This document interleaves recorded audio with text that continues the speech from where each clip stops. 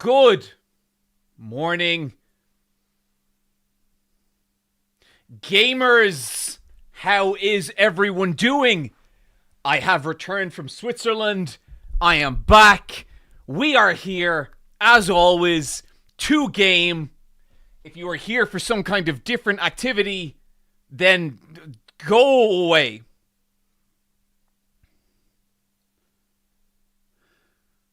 Oh, no way. Thank you, Pop Tart. Appreciate it. Thank you for the subscription. At 44 months, that's wild. Good morning, John. Good morning, everyone. You liked that fondue, that chocolate, huh? Um, mm, mm, mm, mm, okay, we got a few subscriptions.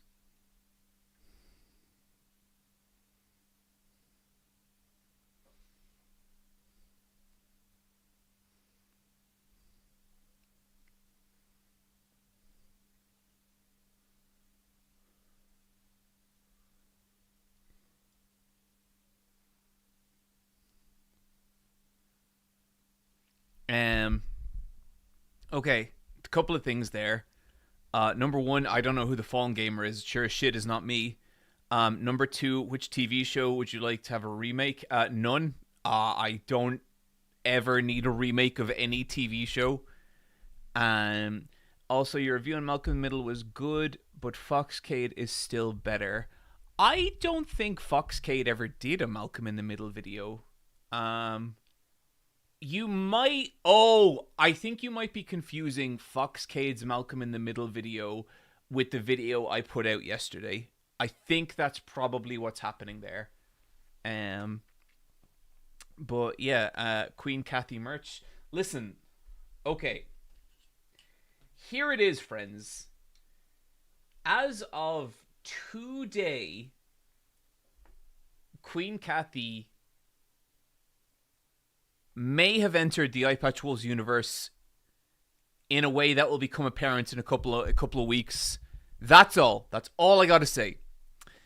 The Skylar Mac, you've been watching for a bit now as a pro wrestler and a huge fan of Fear and Hunger. Your channel has been a blast to watch. That is so cool, the Skylar Mac. Thank you for the $5. Appreciate it. Long Lost Lasers, thank you for the subscription. Pop Tart, thank you for the subscription. Hasty Draws, thank you for the 18 months. Wow, that's crazy subscription. From NBR Superstar, hey there, John. Just finished watching the 1947 British film Odd Man Out, set in Belfast, and it's fascinating to me to look at the way they. It's fascinating to me how out of the way they went not to mention the tensions directly, despite heavily drawing from the for the UK censorship.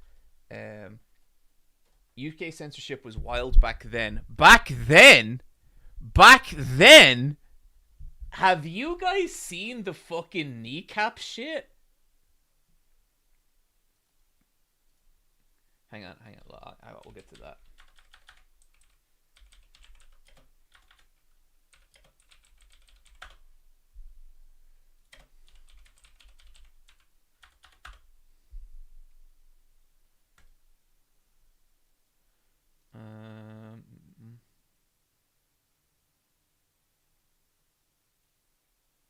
Oh wait, there's some complication around it.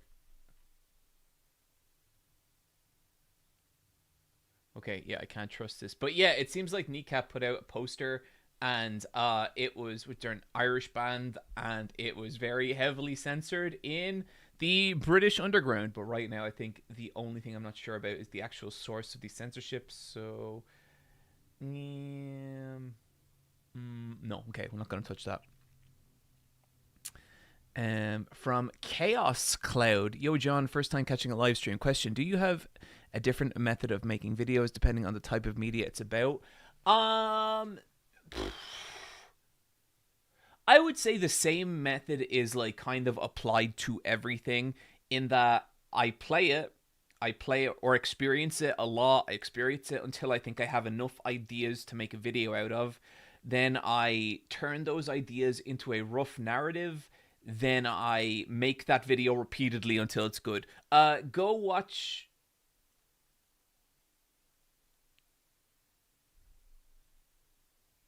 Oh yeah, yeah. No, we'll get to that. But Chaos Cloud, go watch my video on regular eye patch wolf. You don't suck at making things. That will. That's pretty much how every single video goes. Yeah. So RTE, who usually don't do cool things, this is like the Irish Broadcasting Television Station, rather than showing the Eurovision this year for genocidal war crime related reasons, are showing reruns of Father Ted, which is a fucking amazing TV show, admittedly made by a bigot. But look, we don't have that much. There's not that much fucking amazing Irish television you can point at. Let me have this one. Um, um, from Blood Poison 13, John, have you read the comic Something is Killing Children? I think you would like it. I read the first volume.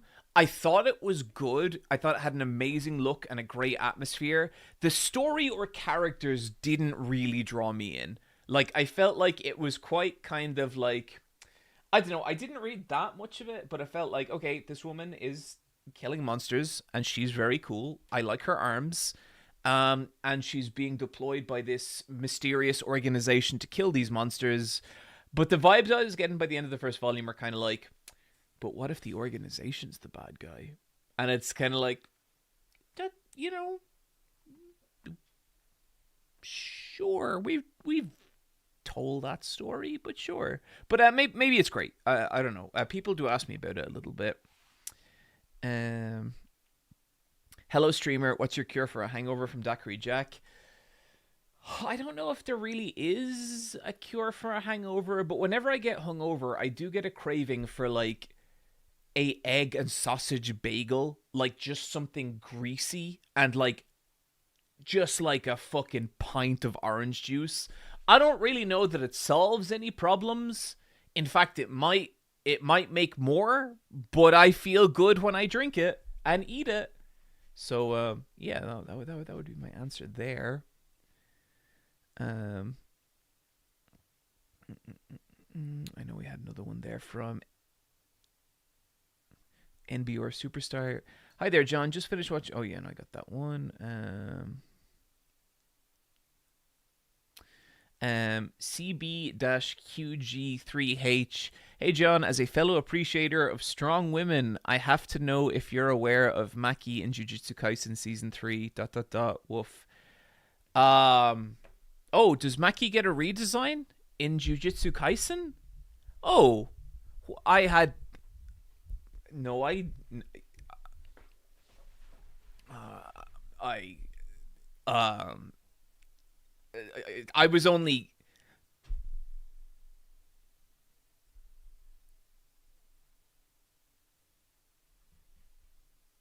24 hours in the life. Thank you for the $5 super chat. I hope your cosplay is going well. Yeah. Does Maki get a redesign? Um.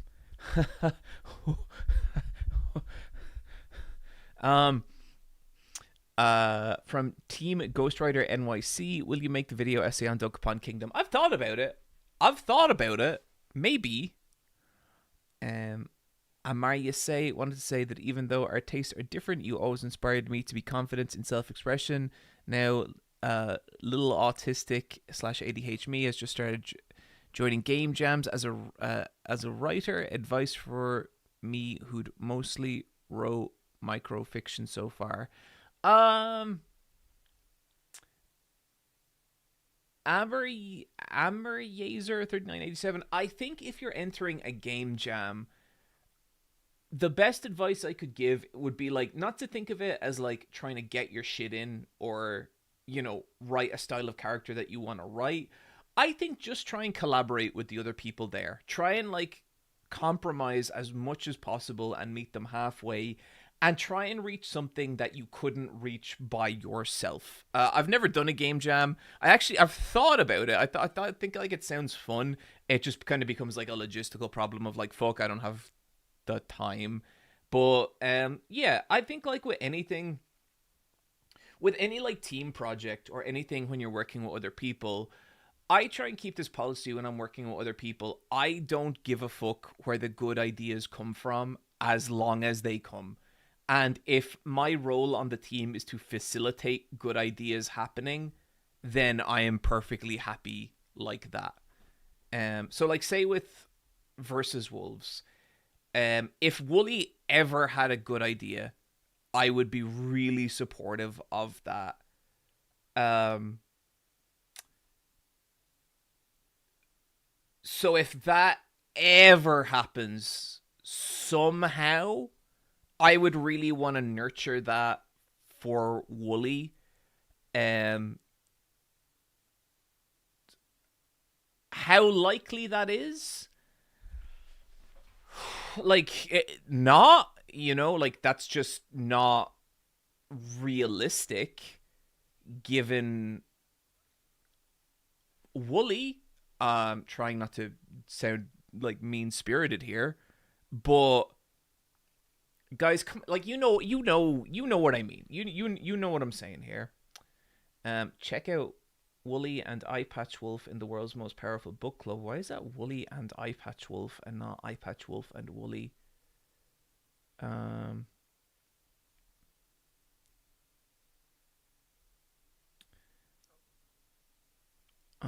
fr- uh, uh,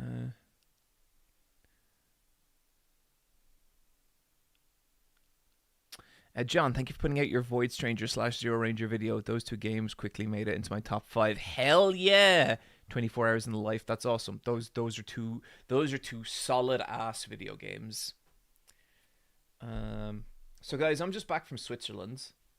I went there on holidays with my beautiful wife, and it was kind of rad. Um, this is what I would call a lie down holiday, in that we went there with the express purpose of doing nothing.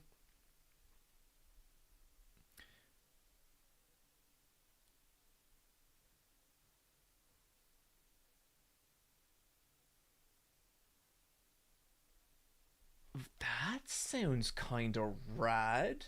Okay, let's guys. Let's say we give that a little look.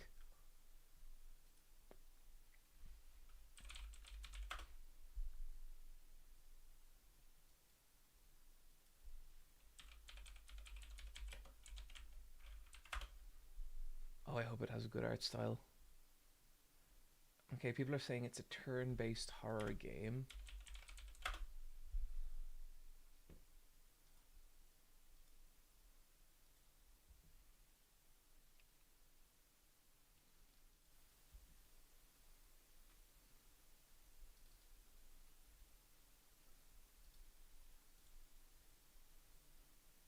Liking the look quite a bit.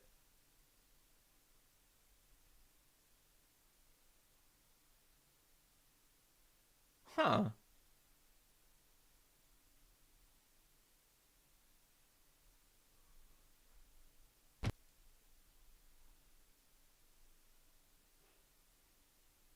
I'm curious.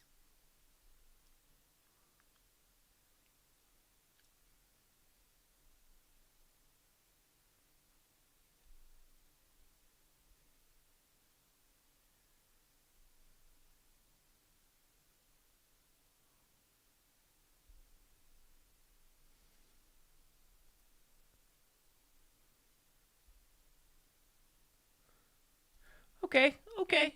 Color me intrigued. On the wish list it goes. On the wish list it goes. It's Faco. I remember you mentioning Zato before. Have you gotten around to finishing it yet? No, but I am still playing it. I'm on chapter 2. It's very good. Nice atmosphere. I think I'm still waiting for like the mind-blowing shit, because people talk about that game like it's a spiritual experience, and I'm really enjoying it for what it is, but like to me it's so far a pretty normal story about a missing girl, and like the writing is good, the characters are good, but yeah, that's where I'm with that. Um, will do. I love collabing. You can beat that boss. I'm about to destroy that boss. It's going to be ridiculous. Thank you for your vocal support of Palestine, John. You are my favorite YouTube character. First off, you're welcome. Second off, Oh, I like what the word character did to that entire sentence. Um, do you know about Versus Studio? Yeah, and its CEO, Team Ghost Rider NYC. I don't think I do. Um, have you seen the brand new Stranger of Heaven trailer? Actually, no, I did not. Uh, John, I just did my first class in BJJ a few days ago, and they told me that apparently they don't teach how to do a kamehameha. I feel like you have really misled me here, and I'm very disappointed. Okay, okay, RK, listen, buddy, that's what they tell everyone in the first class because they want to see who's going to come back. Do you think do you think I would tell you to do Brazilian Jiu-Jitsu without it resulting in you learning an energy blast style attack? Come on, guys. I have actually not watched the Stranger in Heaven trailer. Everyone is losing their shit over it. I have been kind of I think Stranger Than Heaven looks good, but I have been a little skeptical about that team as vocalized in one of my videos. Fox actually sent me this trailer being like this kind of sold him. So let's say we just watch it. 7 days ago, yeah.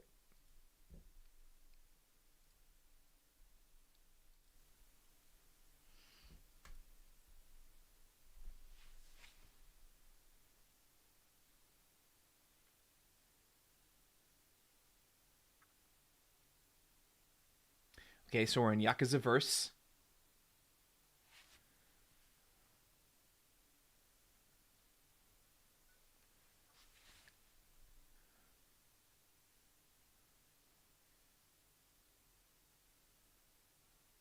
So is this man a vampire?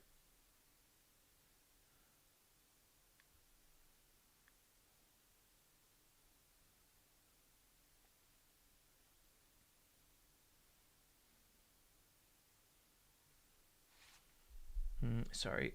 Audio incoming. 1,000,000 dongs. Perfect timing. Using my sub to tell you Terra is now sound on the trailer and no sub sounds.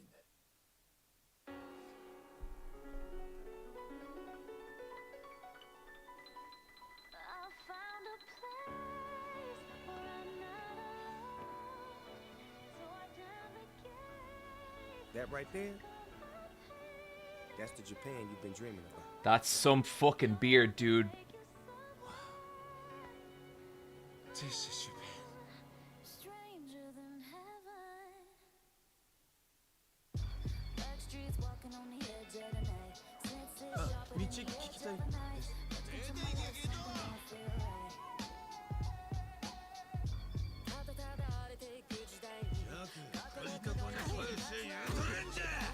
Just what are we trying so hard to protect?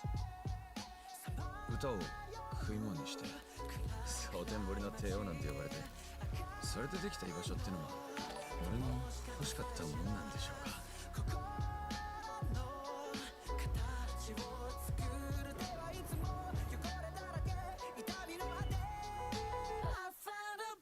What's your story?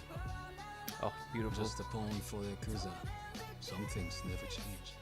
親分よろしくお願いいたします Obsessing over one man's death. That's no way to live a life. I know, but I can't just live it alone. If I don't settle this, my life can't ever begin.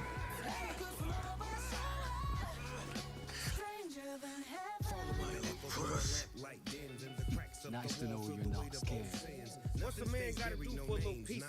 That's Snoop Dogg? Remember my promise. Yeah? Wait, okay, where did Snoop Dogg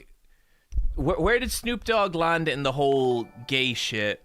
Remember like a year or something ago, Snoop Dogg was like, I can't watch TV anymore because the gays are gonna be there. And everyone was like, well, that's not really very cool, Snoop. And then Snoop pretty much immediately was like, that's my bad. I shouldn't have said that. Where do we land on that whole thing? Muted?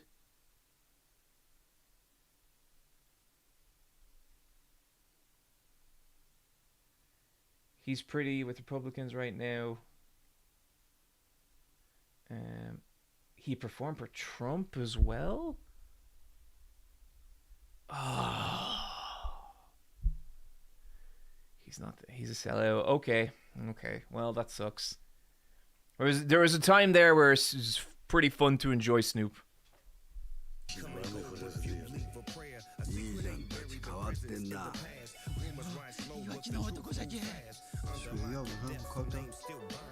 怖い顔してますよ、社長。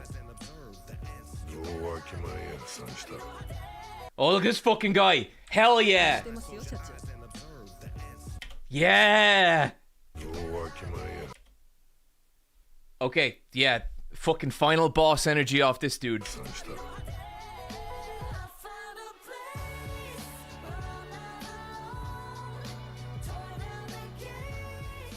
You know, we could always just make our own country. It's the only choice we got. Our only way forward is to make a place for ourselves. That settles it, Makoto. If this country won't accept us, we'll carve out our own right from underneath it.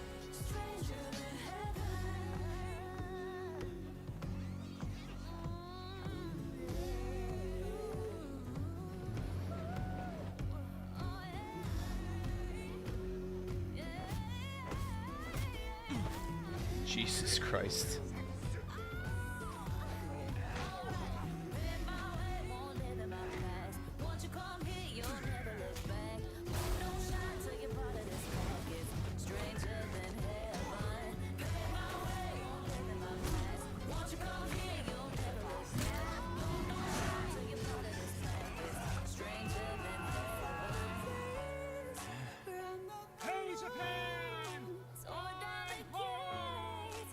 Come on, join the fun.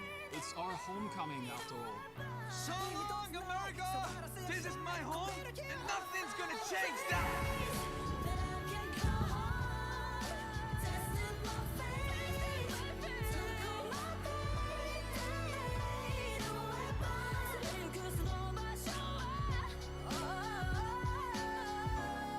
Stranger than heaven.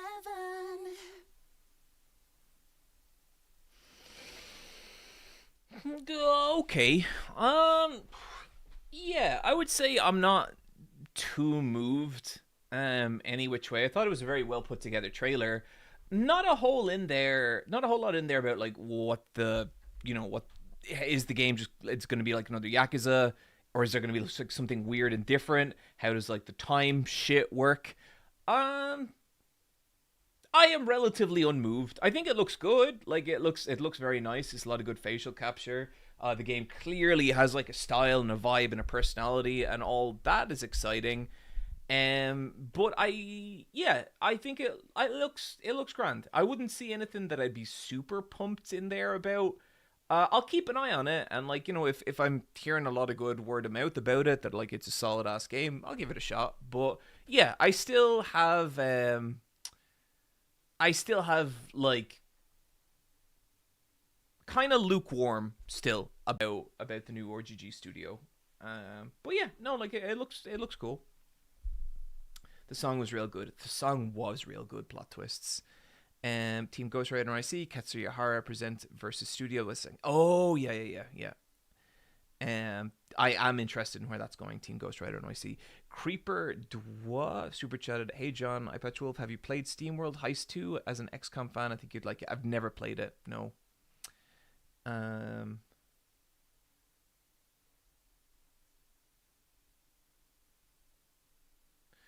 I'll check out some Let's Play or two just for Ado's role or Adu's role. I don't know who that is.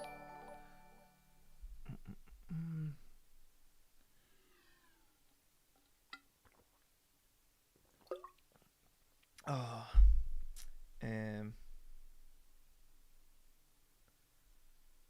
who's Ado? Am I saying that right? Hi John, what's the game plan for today? We're gonna chill for a little bit and we'll play some Fear and Hunger. I still got a bunch of stuff to get ready for AmiCon tomorrow, so I probably won't do a super long stream. But yeah, no, we're gonna be chilling. A singer, Ado. Okay, cool. Nah, you know who Ado is, if not by name. We'll see about that. So, Ado.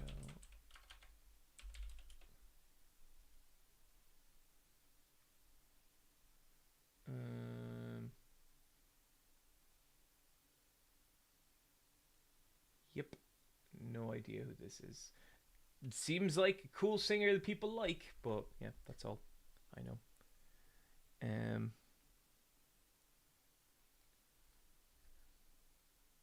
One of the biggest current Japanese artists. Cool. Usewa is an absolute banger. If I play some of this singer's music, am I going to get shut down? What if we just play the first 5 seconds? Hang on. It seems like I have heard this before.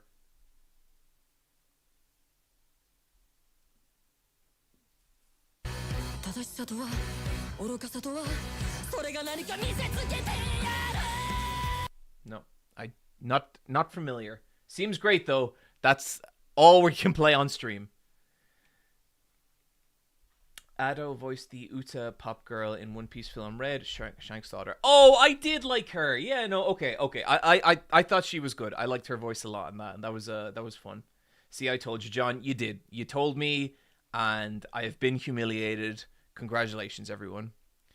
Andrew Tanis Music. Have you played the Nonary games? Thoughts? Yes, I have.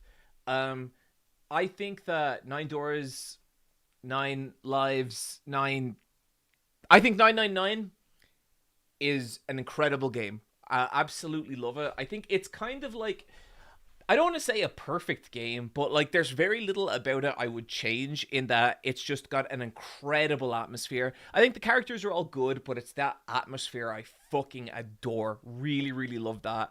And I think it's a very like concise experience. I think it really like it uses the time you spend with it so well, and it does it really, really kind of exceptionally, and just takes you on this really weird, cool game of death. I think VLR, Virtue's Last Reward, is kind of a fucking mess, and I still love it. I think it's way more ambitious than 999, and I think that's good and bad. I think VLR has one of the all-time best dub performances ever from the Rabbit character. The Rabbit character from VLR, I'm just going to say it, so much better than Monokuma from Danganronpa. So much better. If I want a mascot character to slowly murder me in a complex game of death, I want it to be that Rabbit character and not Monokuma. But yeah, I think both those games are in my top 100 games of all time. And then Zero Time Dilemma. I never finished Zero Time Dilemma. I liked it. It felt a lot more schlocky, but it was also interesting in a couple of in a couple of different ways. If you're in the mood, try trailers for 45 Parabellum Bloodhound. I think it's exactly your vibe. My Miss 1, we actually did watch that in my most anticipated game stream, and you are correct. It is my number 2 most anticipated game this year.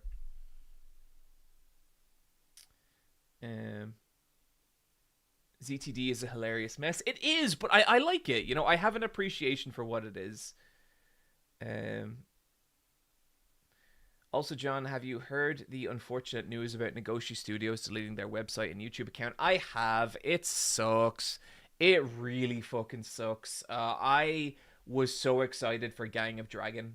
I hope they land on their feet, but I mean, if we're real, it's not looking great. So hopefully.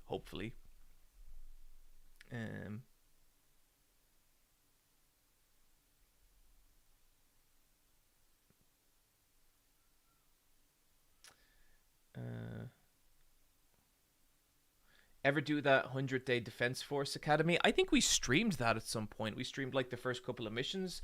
It seemed cool. A friend of mine is insane over it, and I would like to maybe check it out again at some point.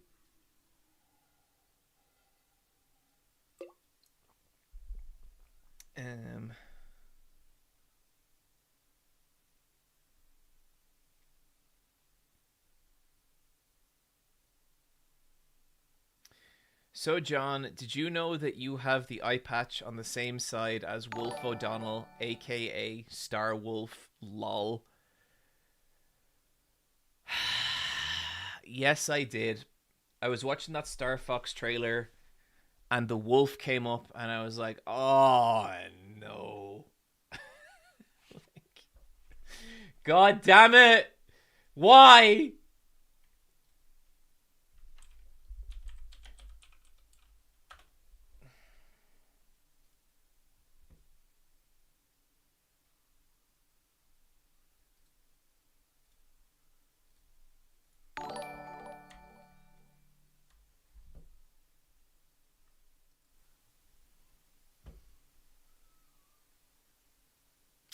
He even has this. Is this my whole fucking career? Am I just looking at my life based off this furry 90s Nintendo character? Did this just decide everything?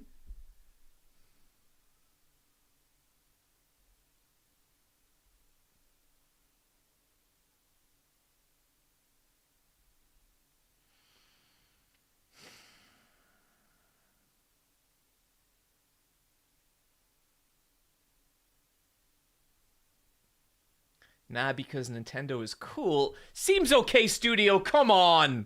I'm cool. Okay, look, we can look. I'll prove how cool I am, right? Chat. Am I cool? Yes or no? Let's see those answers. This will show everyone.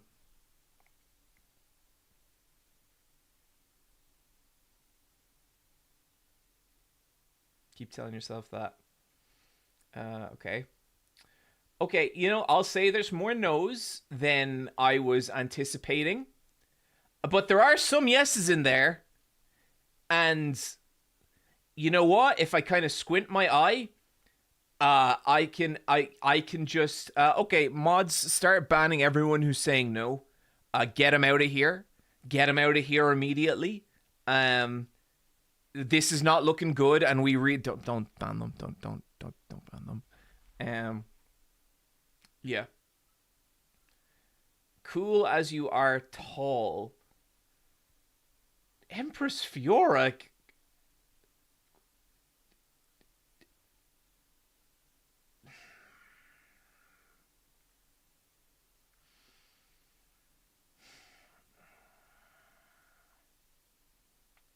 Okay, I don't deserve this. I deserve some goddamn respect, and I'm gonna get it. But yeah. So guys, I was in Switzerland, and I was in this little village called Locarno. Okay, and I'm hanging out in Locarno, and I want to get some pizza. And so I look up the Google reviews for the different pizza places around, right? And I find this place called Piccolo. And Piccolo has a 4.9 rating. It had a longer name than Piccolo, but I'm just going to say Piccolo because I don't remember the longer name. And also, Piccolo is a character from Dragon Ball Z, and so I remember it very easily. And so me and Michelle, we go up to this place, and we sit out front. And I go in to order us some pizza. And I enter the restaurant, and immediately I feel what I can only describe as a kind of deathly aura. You know that bit in Hunter x Hunter where that guy like just gets a whiff of one of the Royal Ant Guard's aura and immediately like shits himself and goes bald? It was a bit like that. And I look at the counter, and standing there are 3 rake-thin Italian women. Now, I said that I went to Switzerland, and I did, but Locarno is a village on the border between Switzerland and Italy, and from my experience there, leans more Italian than it does Swiss. So please just keep that in mind. Mostly Italian speakers and whatnot. So I go up to these 3 women, and I ask them for their famed carbonara pizza. And when I do, there's about 4 seconds of solid silence. And then they all three begin talking at me in Italian. And they did not have a word of English, and I did not have a word of Italian. And I don't know what they're saying, but something is complicated. And this is something that I kind of ran into a lot in Locarno. Dinner seems to be kind of I don't know what way it works because I couldn't figure it out, but I would like go into a restaurant, right? I went into a restaurant one day and I went up to them and I was like, they were open at 8 to 10 and I went in at lunchtime to make a reservation for 8 to 10. And I was like, hey, I'd like to make a reservation for 8. And the waiter kind of looks at me and is like, for food? And I was kind of like,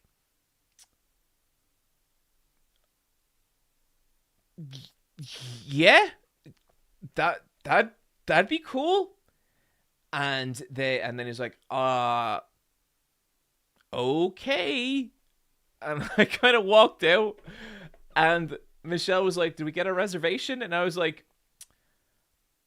I don't know.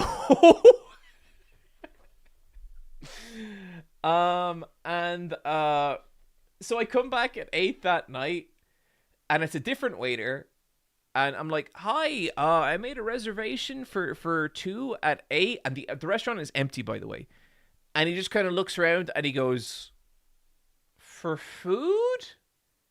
And I was like, yeah. And he's like, okay. And he starts looking through the reservation book and he's like, yeah. And he looks at me like surprised and he just goes, you're here. And it was nearly like he thought that I would also be surprised that I was there, but I had made the reservation.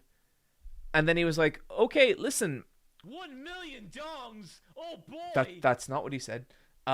He said, okay, just so you know, we're not serving dinner, but we do have some snacks. And I was like, okay. And then he gives me the menu, and their snack menu has like burgers and steak on it. And I can't quite get a beat on what's happening. I'm just like, what? I don't. Anyway, look. So anyway, I'm back. I'm back at Piccolo. That's the kind of experience I'm having.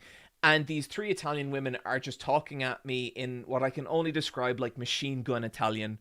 And through a lot of gesturing, I figure out that they're kind of saying to me that if I want to order a carbonara pizza, they'll have to make it from scratch. And it would be easier for me to just buy the slices of pizza they already have prepared. And I'm kind of confused, and I kind of figure this out after, and so I'm kind of like, pizza carbonara?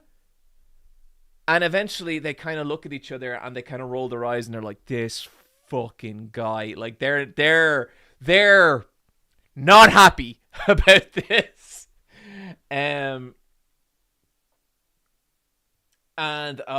So I kind of go outside, and Michelle's like, is there a pizza coming? And I'm just like, I guess we'll see. 20 minutes later, they open up the window and shove a pizza box at me through the window. And I'm kind of like, oh, thank you. And so I sit down and I open the pizza. I opened the pizza box only to discover a pizza inside, which fucking blew my mind. And I take a slice of pizza and I bite into it. This is carbonara pizza. And if this motherfucker was not one of the most delicious things I have ever eaten, chat, this was heavenly, this pizza. I cannot overstate how fucking delicious this pizza was. It's like the pancetta on it was like salty but like flavorsome, and It was just a delicious fucking pizza. Like, it was so good. And afterwards, I go back inside and I pay the three ladies, and I go, "Oh, pizza, delicia," which I think is Italian for delicious. And another 4 seconds of silence, and then they kind of look at each other, and then they're like, "Oh, prego, prego, prego," and I was like, "Oh, I think that's good." And then I'm like their best friends. Then they're super happy with me, and I'm like, "Oh, okay, cool," and I leave, and it was like one of the best pizzas I've ever had, right? But the reason I'm telling this story is not that; it's what happened after. I go to give this place 5 stars because I thought it was great. And I noticed something about the reviews on Google, okay?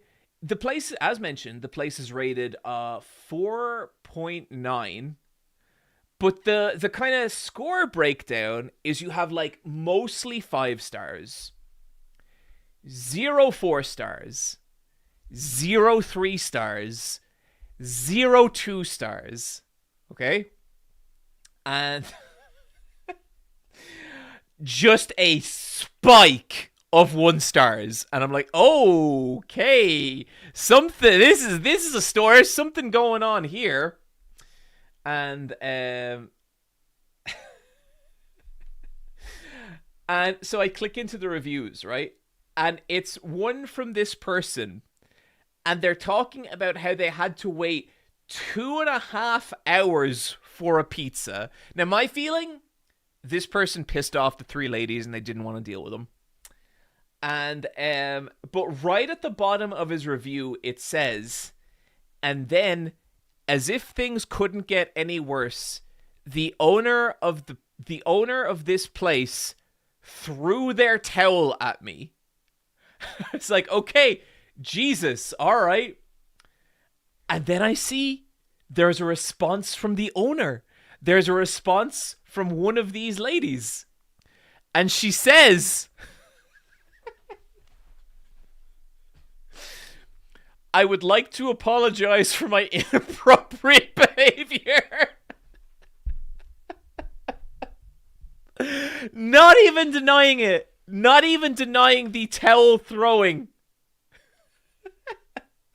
And look, all I'm going to say is that if you're in that place and that lady threw a towel at you, I bet you fucking deserved it on some level, right? And I understand her wanting to take the knee in the Google reviews, but guys, is there any one of you who thinks that motherfucker didn't deserve it? Okay? Is there any one of you to think he didn't go in there and be like, excuse me? Could I get a pizza? No, I don't speak Italian. Pizza. Yeah. A half and half. No, I don't want any of... That was the person. You're not going to convince me otherwise. John is cool because he's polite. That's true. That is one of my more cooler qualities, that I'm well-mannered to women who intimidate me.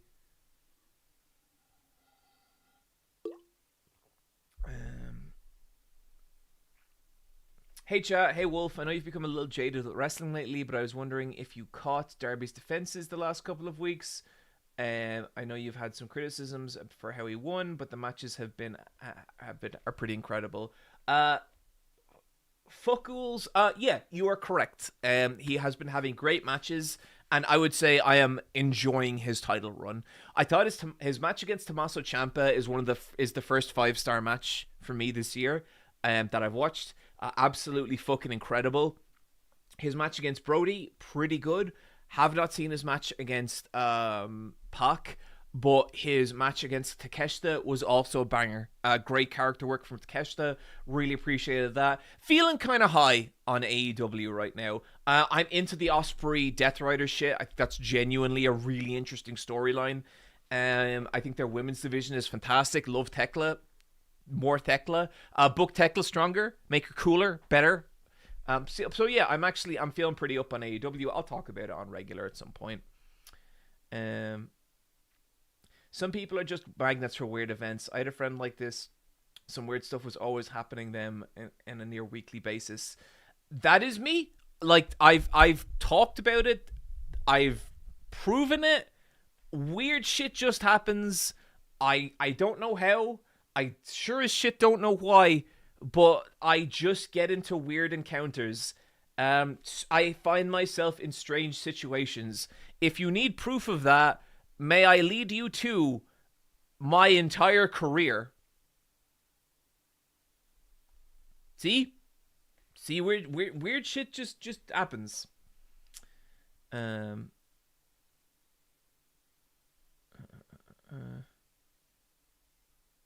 What do you think of King Creek getting a 4K re-release? Awesome. I love that movie.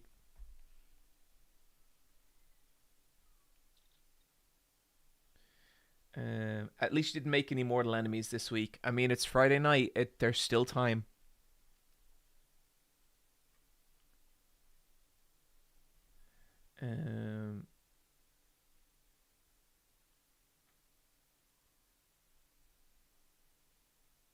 What were you doing before YouTube? I was an animator. I was an animator for Disney.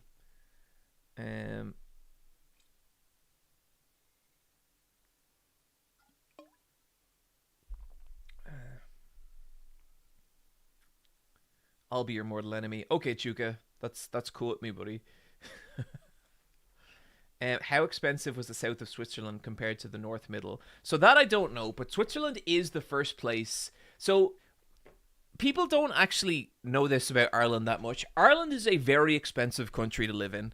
It is just very, very dear, to the point that when I go to other places and people say they're expensive, they're always about as expensive or less expensive than Ireland. Switzerland is the first place I've ever gone that made me like, whoa, fucking shit's expensive here. So really expensive. Just like food and like everything. It's just a surprisingly expensive place. Thoughts on DMC season 2? I have not watched it. Probably won't watch it. Didn't finish the first season. Fox is your man to ask about that. And I saw Fox saying today that season 2 is kind of, there's no like American Idiot parts like that level of bad, but it is kind of just a mess.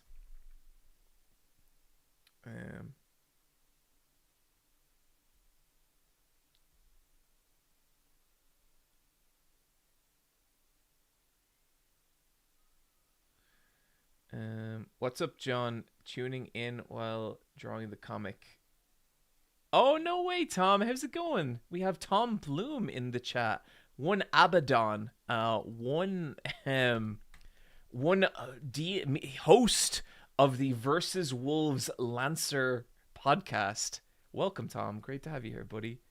Also, Tom, please accept my friend request on Discord. It's been months, and I'm getting lonely.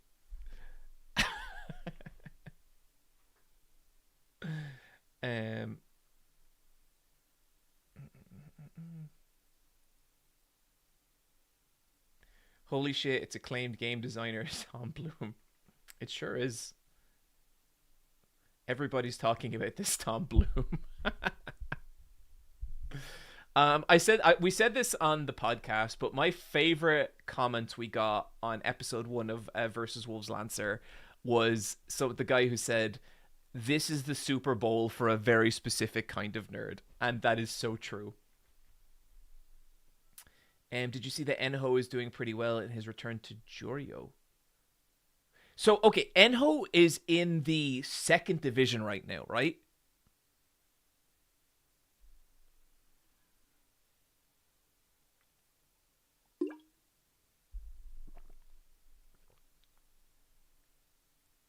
Yeah. Okay. Cool. Cool. Yeah. I have. Yeah. I was in Switzerland for the new league, but I'll have to catch up because I need to. I need to absorb more sumo. Is what I need.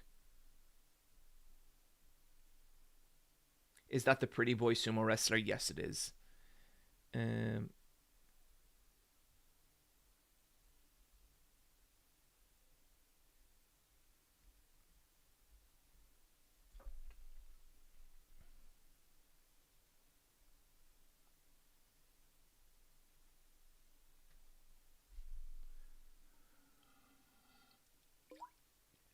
Enoshiki had to drop out of this tourney. I'm bummed. Oh man, Mr. Piggy music and fucking Enoshiki. That really felt like we okay. Have I talked about the story of Enoshiki on here?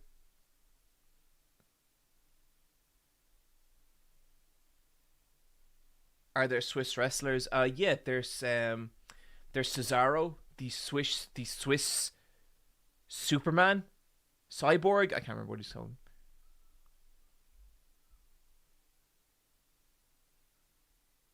Maybe, but do it again. Okay, so one of the big stories coming out of the previous tournament in sumo wrestling was this lad called Enoshiki. And Enoshiki is unique in sumo because he is Ukrainian. I think up until a couple of years ago, he was actually a Ukrainian refugee displaced by the war with Russia. Oh boy! Hi, Eye Patch. Welcome back. They threw out my food at work. I am so angry. Serious bitch on. Start fucking screaming. Start flipping tables. They'll only do it again if you let them away with it. And so he's this big Ukrainian lad, and he starts doing sumo. And he starts fucking dominating. No one knows how to deal with this guy. He's like doing really well in tournaments. He's like just fucking killing it. And he's killing it at like the top division. He's getting winning records in sumo at the top division despite basically being a rookie in sumo or like being less experienced than other sumo wrestlers. And everyone's like, what the fuck? And people start talking.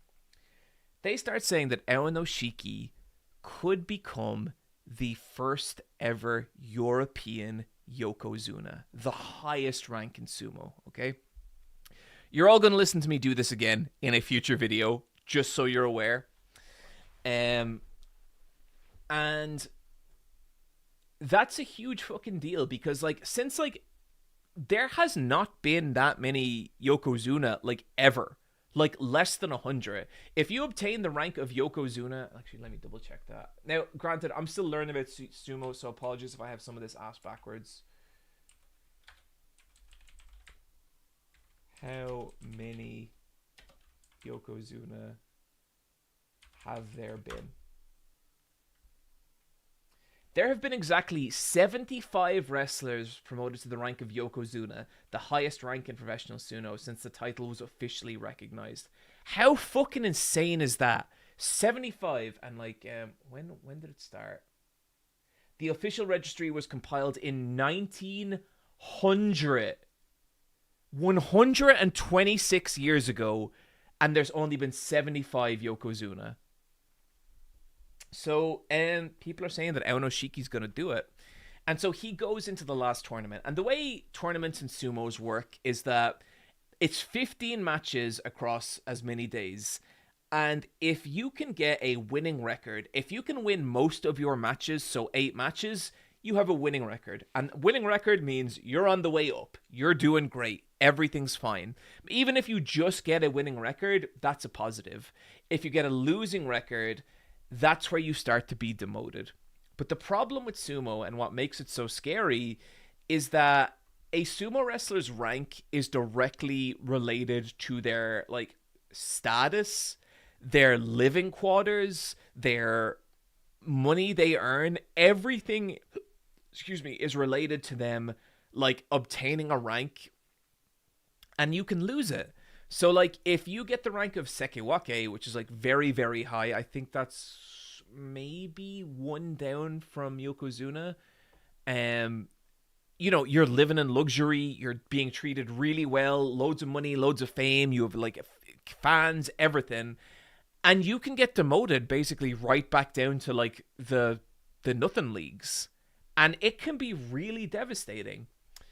But with Enoshiki, we don't need to worry about that because he is fucking killing it. Like, just unstoppable. And so he has his, like, first 4 matches in the sumo tournament I watched, and he's just on, like, classic form. He's just doing great. He's blowing everyone away. No bother. Then he gets to his next match, and something happens. Dude loses. And you're like, oh, okay. Well, like, it's not that big a deal. Like, it's fine. Like, one loss is not going to fuck the entire tournament for him. He can still win the tournament, you know? The only way that he would definitely lose the tournament with one loss is if another wrestler went 15-0, which does not happen. Asterix, except it does for some god-tier sumo wrestlers, but that's a story for another day. And so Enoshiki comes back the next day, and he loses. And then he loses again, and he loses again, and he loses again. And so we arrive on the second last day of the tournament, right? And it's Enoshiki against the current leader of the tournament. Enoshike's record was, I believe, 7 and... No, it was 6 and 7. And so that means he had 6 wins, 7 losses. If he loses this match, that means he's at 8 losses and has his first official losing record. And remember, he was meant to win this fucking tournament. Everyone was betting on him to be like the guy to become the next Yokozuna. And the special thing about Yokozuna is that if you can become a Yokozuna, your rank is locked in for life. You can never be demoted. You are a god of sumo for hereafter. You've gone down in the history books. You live forever as a Yokozuna. But that's not what was happening. And if he lost this match, then that would be his first losing record ever. And like, just a disastrous outcome from what he was expecting. And the problem is the person he's fighting, because the guy he's fighting is the current leader of the tournament. And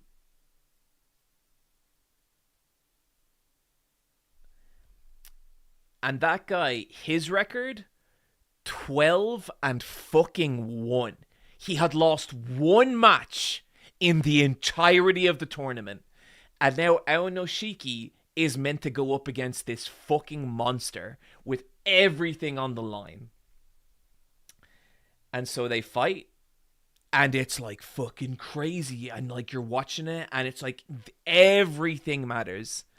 And our boy Enoshiki fucking does it. He pulls it off and he ties his record at 7 and 7, which means his entire tournament is going to be decided on the last day. He's either going to get a winning record or a losing record. And so, like, you're watching it and, like, you're like, fuck, man, come on. Like, if he gets a winning record, he can carry his momentum into the next tournament. No harm, no foul. We're still on the road to Yokozuna. If he loses, all that's gone. He's going to have to climb his way back up. And so, you know who he's fighting on the final day? The only motherfucking Yokozuna in the tournament. And fuck it, let's just watch the match.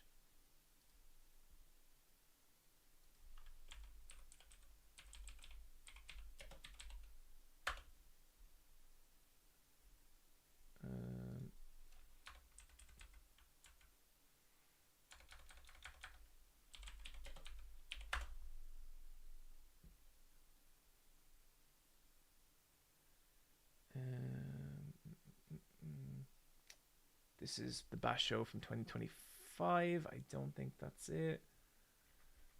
Okay, this will take me a second to find, chat, but just bear with me. I promise this is worth it.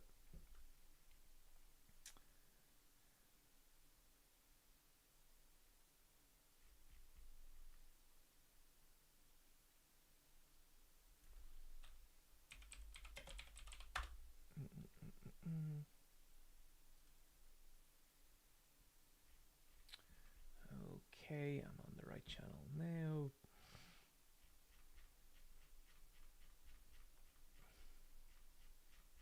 I'm gonna have to scroll back a little bit.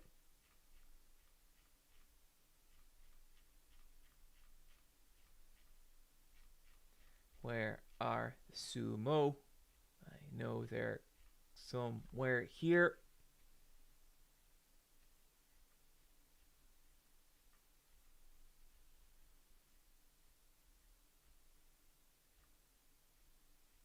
Hmm.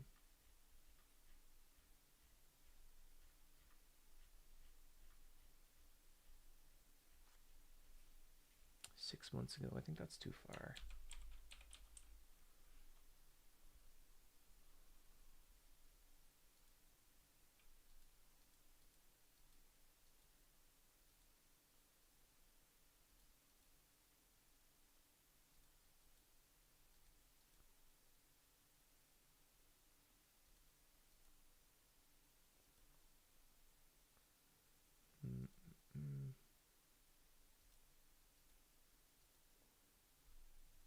God damn it, where is it?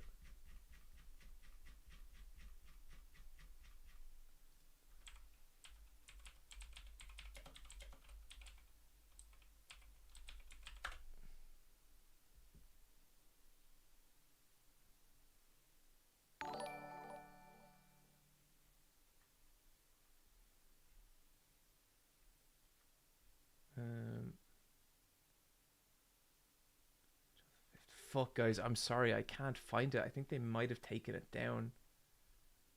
Oh, I'm so annoyed.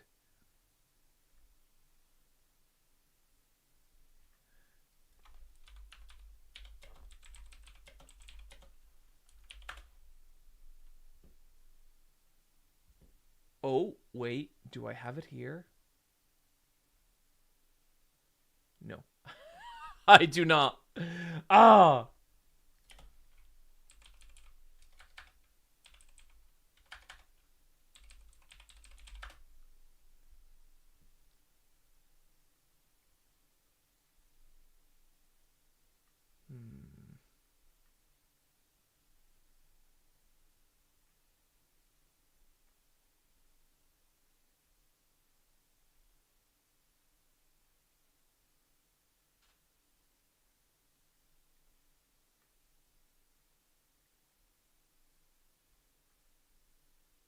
No, shit, I can't find it, guys. Apologies. But, oh, that's such a bummer. Enoshiki, he faces this Yokozuna, and the scary thing about this match to me is it really showed the difference between Enoshikis level and a Yokozuna, and he got kind of crushed.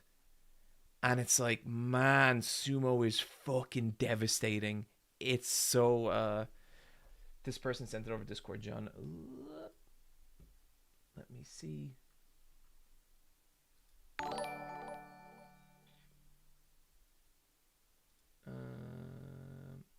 Okay, I think Tom Bloom with the save.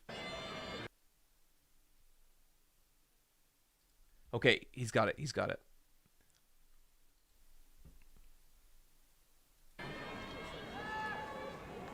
So this is the Yokozuna.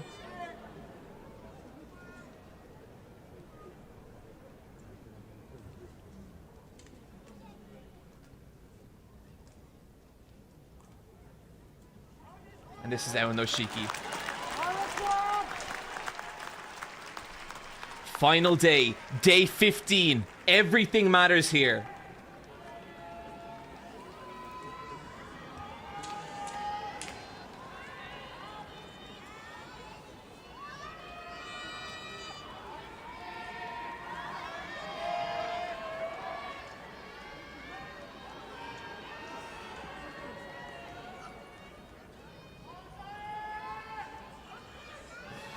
So in Sumo, you start the match when both Sumo put their hands on the on like the ring, and that's when you can actually start.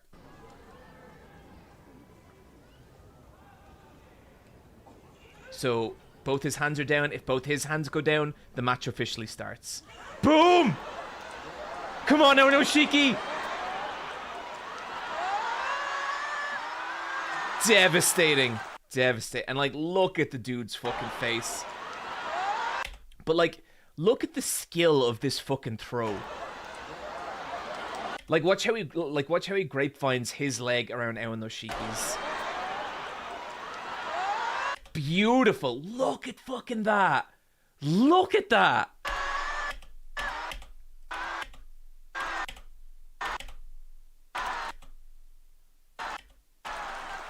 And, like, just, you can see he's devastated. Oh, buddy.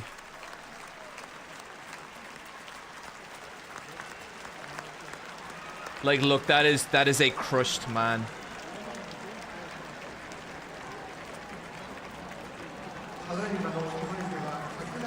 Is it the best one? Yep. First time Hosh ever beat him. Seriously? That's fucking crazy.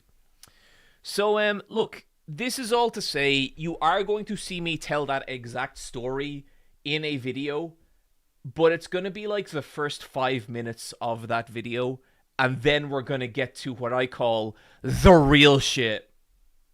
I'm probably going to do it to this song as well, because it's been about 2 years since I used this song in a video, and it's my favorite song.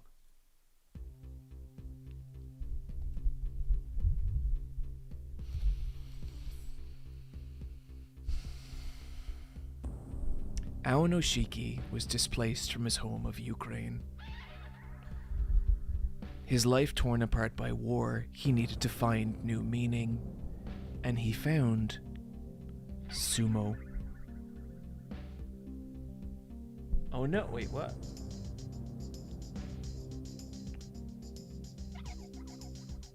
You get it. You see what I'm going for.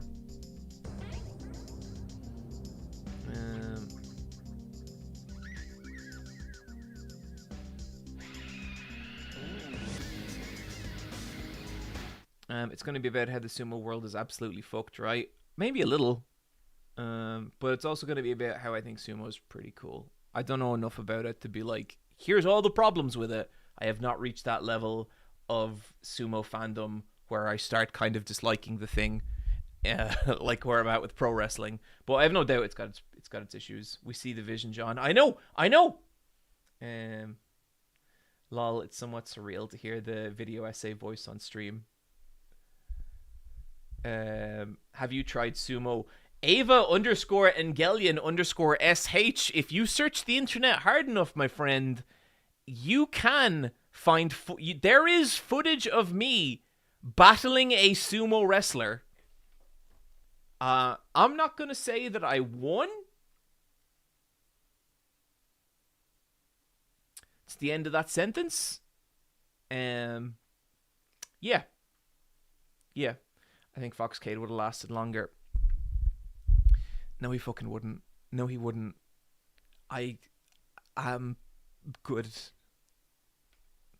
Truth nuke. Foxcade, fucking, do you not have like a video or something to edit? What a cosmic turn of events that was. Okay, so yeah, talking about weird life shit. The way I fought a sumo wrestler is that I entered a lottery to fight a sumo wrestler, and my name got picked. And, like, I was just sitting there, and I was like, I know my name's going to get picked. And then my number gets drawn, and I look over at Michelle, and she's going like this. Do you know the shit that woman has to live through? Do you know the parts of my life that she has to endure? Did he fold you like a little taco shell? No, like, I'm not going to say I beat him.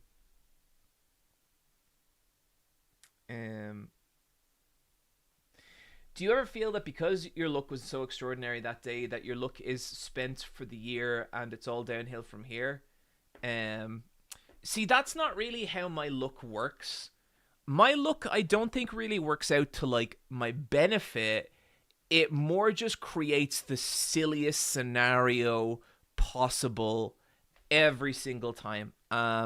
Raid from Frankie Lolia being the perfect example of that.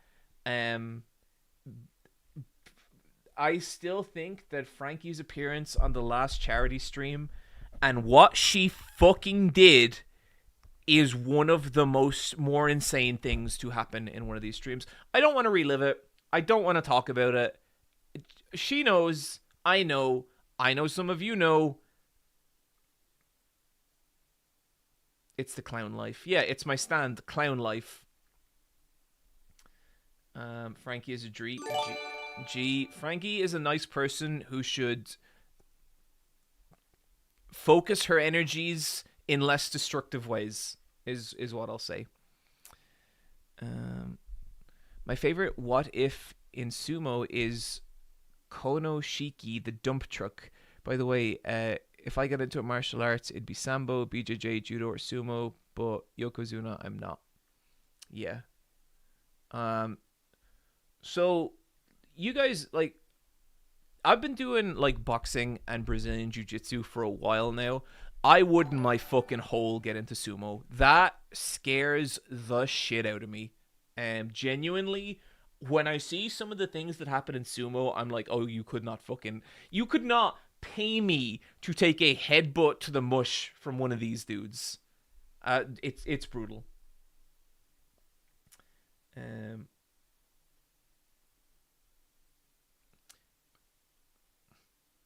Okay, guys, look.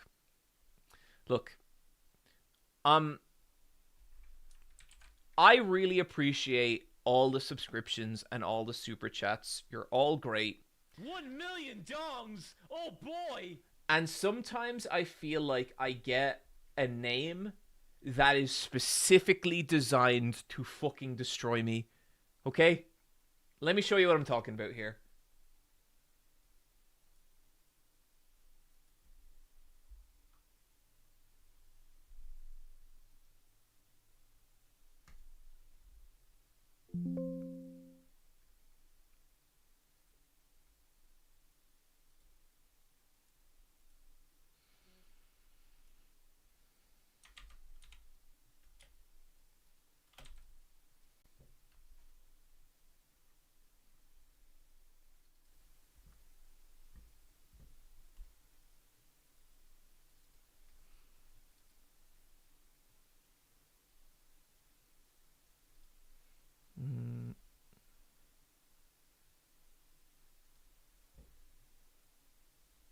Look at this. Look at what am I... Do you know how hard it is to read normal words with dyslexia? Look at this! Look at this!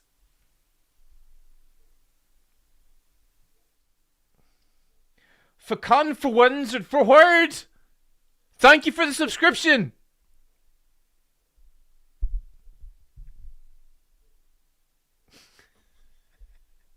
It's Arcane Wizard. Then why not just say that?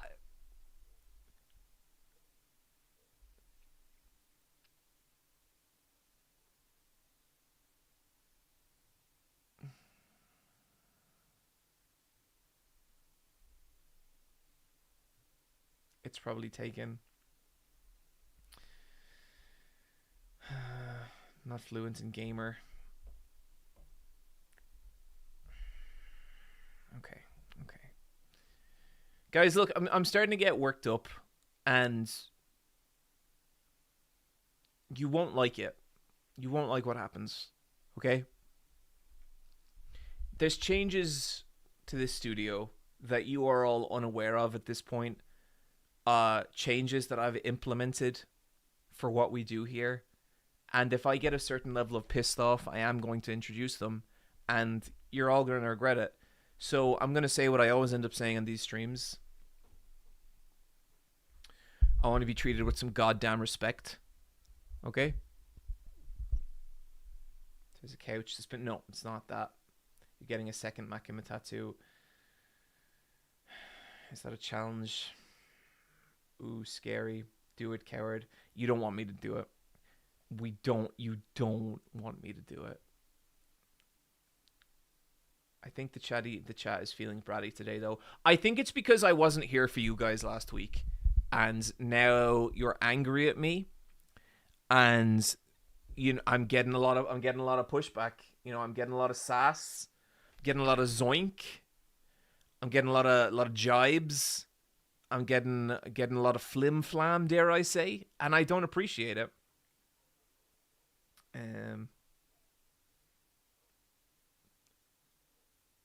John, you ditched us for dumb things. No, I did not. I ditched you for the country of Switzerland.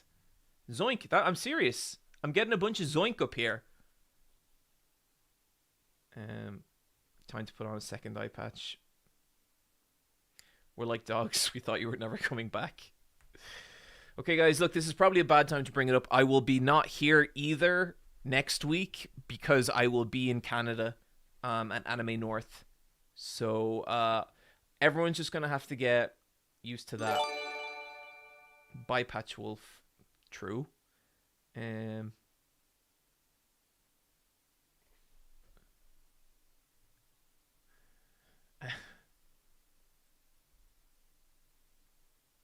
Oh, you better be prepared for the week after that. Yeah, I'm getting ready. Whoa, he's abandoning us once more. I'm abandoning the vast majority of you, but I bet to a certain concentrated portion of the chat, I'll be right here. I'm gonna see you in person. John, you are the circus, and we are the peanut gallery. You think I don't know that? I meant by Patch Wolf as someone wearing 2 eye patches. Oh, I mean, well, less so in that case, because I only have the one. Unfortunately, I have to see him still. Listen, Fox, buddy. I wanted to tell you this over DMs because I just thought it would be weird. Me and Wooly are canceling your hotel room. We told you that we would cop that as like a joke. But there was never any punchline. It just, yeah. So there is no hotel room. So listen, dude, whatever you want to do that weekend is cool with us. But we're, just not happening. Just so we're clear.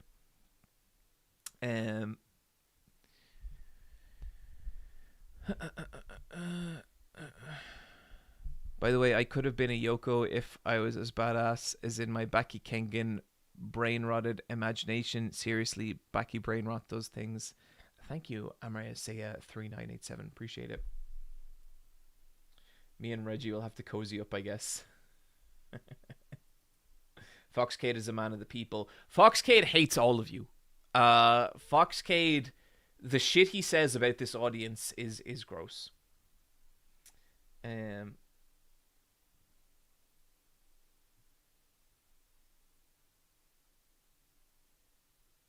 Wait, you look like Star Wolf and have an antagonistic relationship with someone named Fox. Any plans for another campfire call? Yeah, soon. Soon as I get back from Canada. I believe you.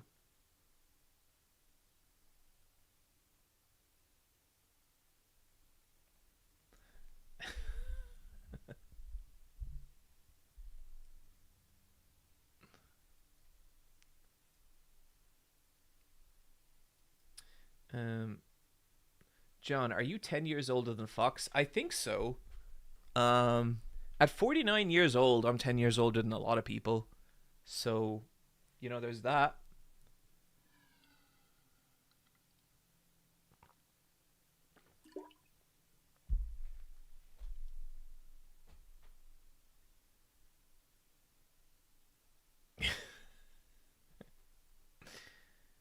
Uh, 1 million dongs! Oh boy! Mind the gap. Good to be back. Thank you, Greasy Garbage Goblin. Appreciate it. Oh my god, just get to the nursing home already. Come on! The eye patch is like inflicted notions. Oh, interesting. Okay. Sorry, you just gave me an idea for something. You're lying. There's no way I'm 49. I am 49 years old. There's no way you're 49. It's true. 49 years old. I was born in 1976. Okay?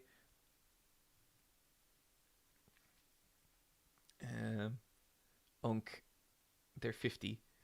I'm 49.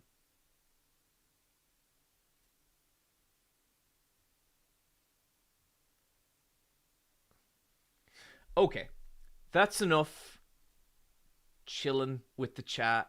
I think it's time to get back to some Fear and Hunger.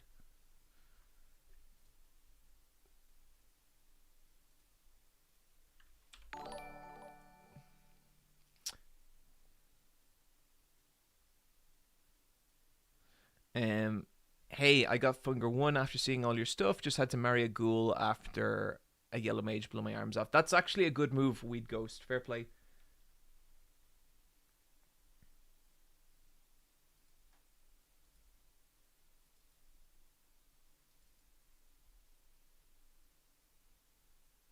$49 and divorced. Hey, I'm married. My wife is just unhappy, okay? I'm not divorced. Thank you, John, for introducing me to Yu Hakusho. Are you planning to watch X-Men 97 Season 2 this summer? Yeah, for sure. Season 1 was great. I know there's been some weird, like, personnel drama, switch-up stuff. But, I mean, that first season was fucking brilliant.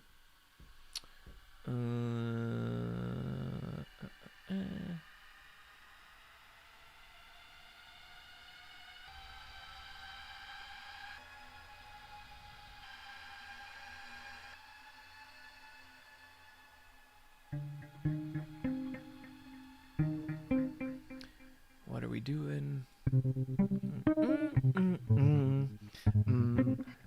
I love how if you play enough of a game, every single song becomes a fucking banger. You know what I mean? It's like every single song you're like, yeah! This fucking banger song!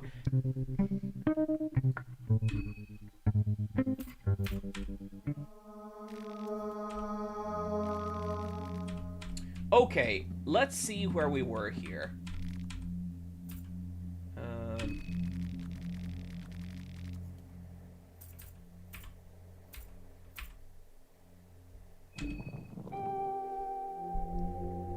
John, we can't hear or see the beautiful...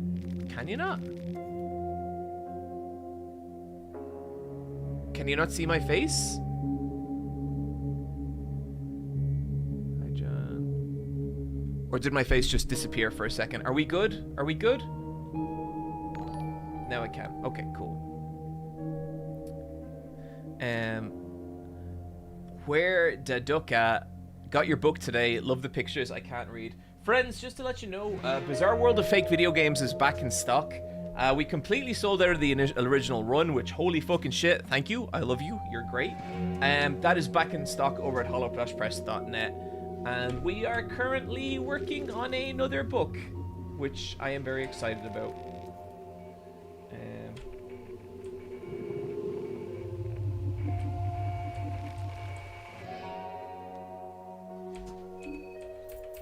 Okay. So, I'm trying to think where we left this.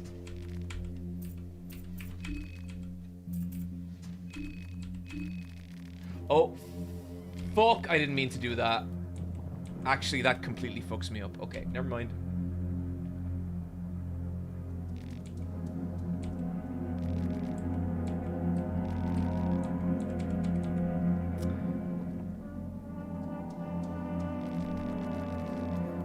I should have waited for the restock before buying your book second hand. Oh well, who the fuck pawned my book? That's a great book, goddammit! I am insulted, chat. I'm not really insulted.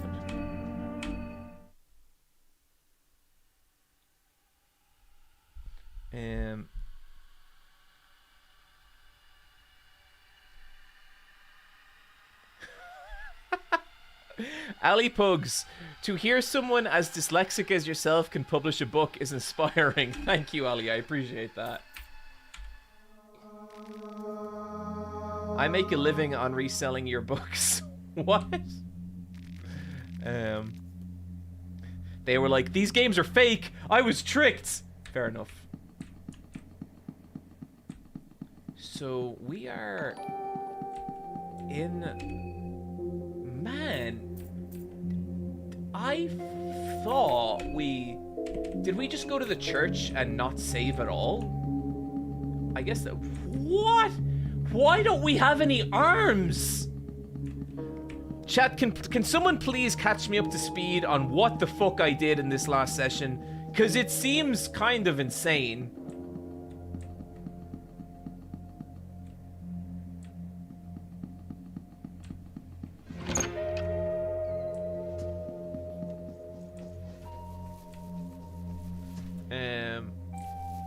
Arms gone. Recap, you lost your arms. Okay, so we're heading back to the, I guess to the church?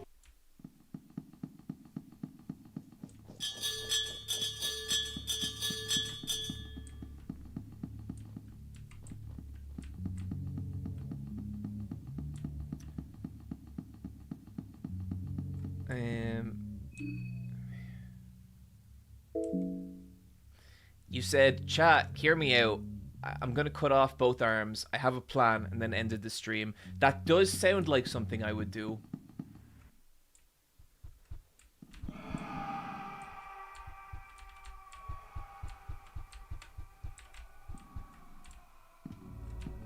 Nope. Fucking banger ass song.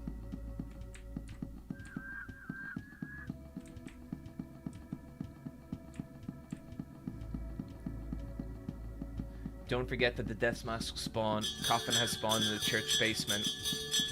Okay, so this will be interesting because I don't know if the death mask is permanently spawned in that basement, but that's what happened, isn't it? Yeah, he emerged from the basement and just like took my other arm.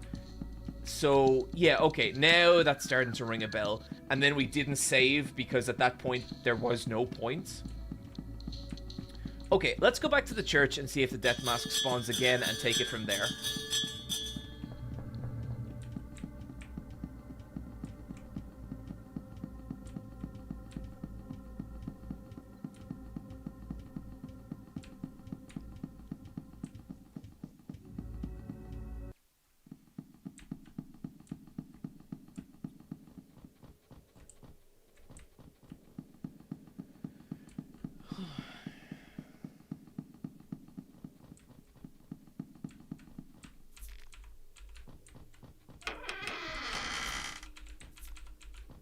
Man, I thought I had gotten all this shit.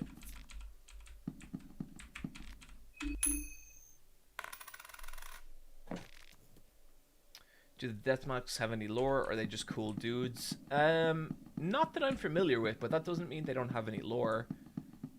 I'm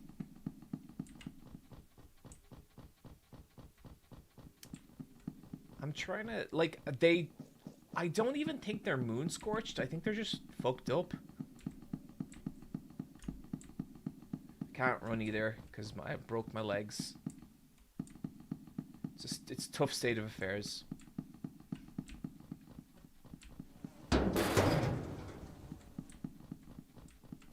I'm not interested in fighting you, but I will kill you.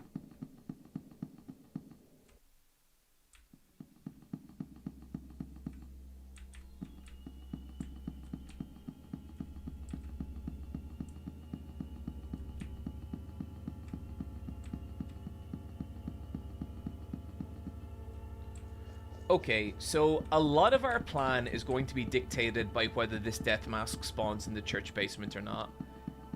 It's going to be very hard to avoid him if he does spawn, so we'll see. But I think the plan is going to be the same either way. We kind of need to start hitting up some ritual circles, which means that we need to collect the magical MacGuffins, which means that we need to... because there's one or two that we can't really get to from here. And so, yeah.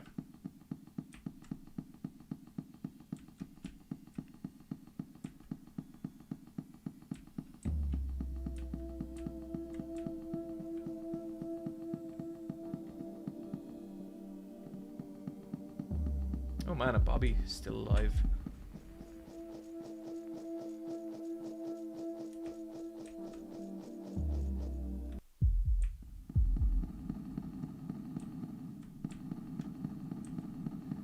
I think I've opened up the secret route here.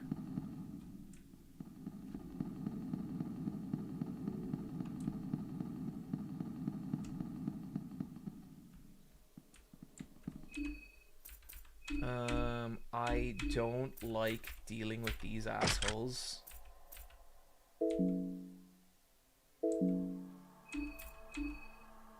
Ring. Agility 10.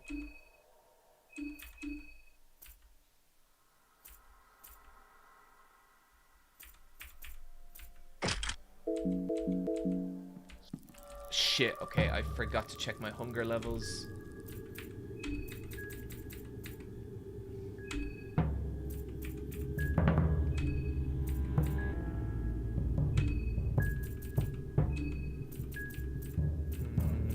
So you gotta throw glass in the face of these guys, or otherwise they mind control you, and that can go really, really wrong.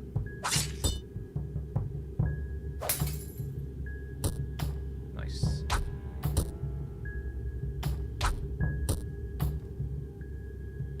The Crimson Father is blinded, that's good.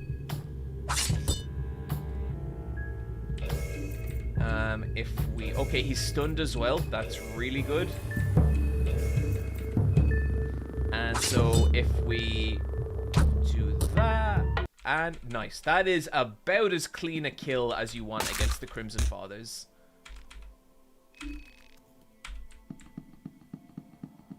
So this one is where we could do a God of Fear and Hunger. Nothing left here.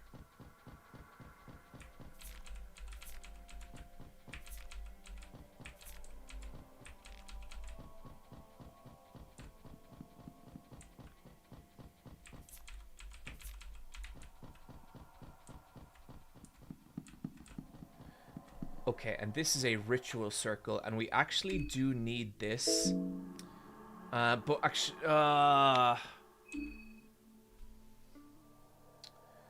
I fucked this up before. I always forget the order of the ritual circles.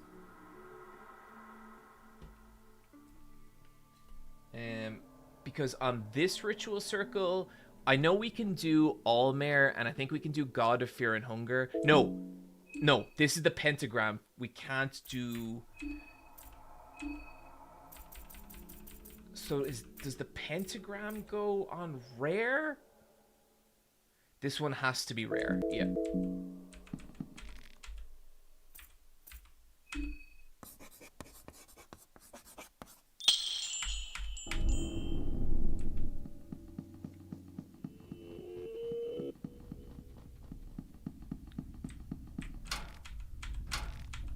This gate is locked with a simple lock. And I get that from, I think, the church. It says it's a simple lock, but you can open it with a simple key. Okay, we're just going to do exactly what we did last time in terms of these assholes. I think sometimes if you blind these guys too late, they can get in a mind control attack. I don't know what way it works, but there we go. Nice. And now 2 wrench attacks to the body. That will hopefully result in a stun. We got a critical hit there. Very nice. Crimson Father is blinded. You know what? Let's go for the rev attack and maybe get a kill. No.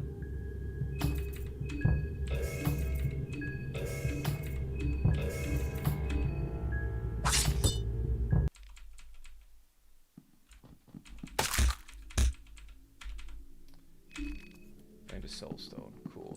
Now, it was around here that the death mask... Fucking, that gave me a fright. That the death mask spawned. And we need to know if that death mask is going to spawn again. Exact same setup, because that's working for us. I need to feed Olivia, but other than that, we're good. I think armless Karen with a samurai sword is pretty fucking cool. Wait, what happens?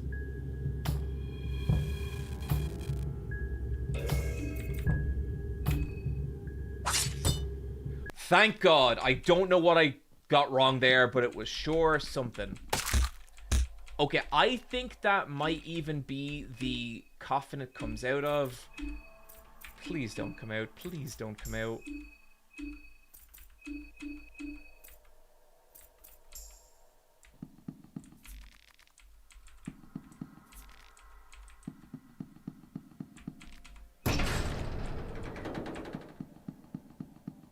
So now we get the key from this guy. Church keys and sewer keys.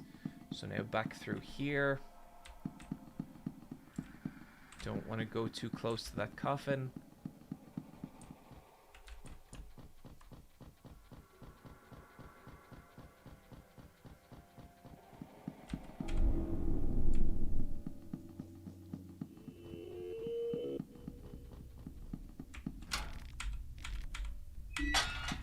There we go in here.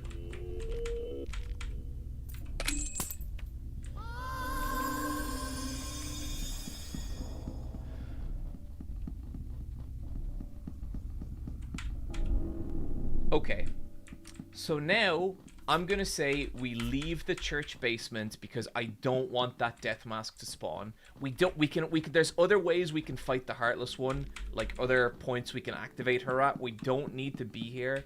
And so for this one, we could probably go for a God of Fear and Hunger here.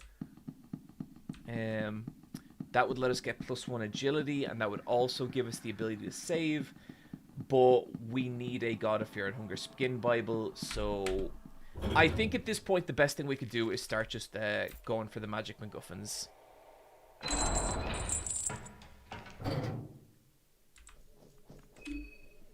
Alright. So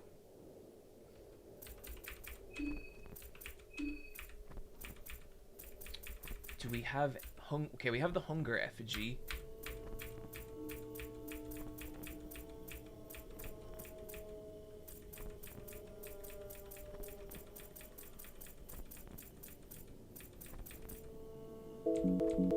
Oh shit. Okay, we gotta go back into the basement. There is another effigy in... Or, unless it's the... No, I don't think it was. There's an effigy in the basement. Oh, too far.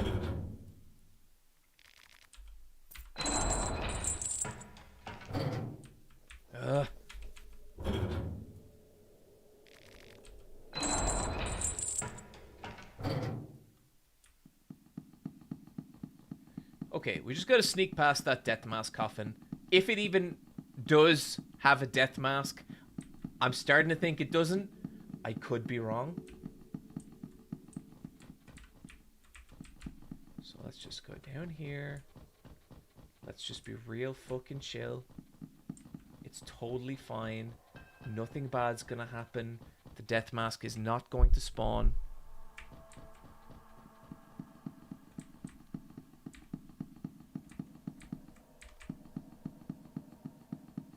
So did we get this effigy?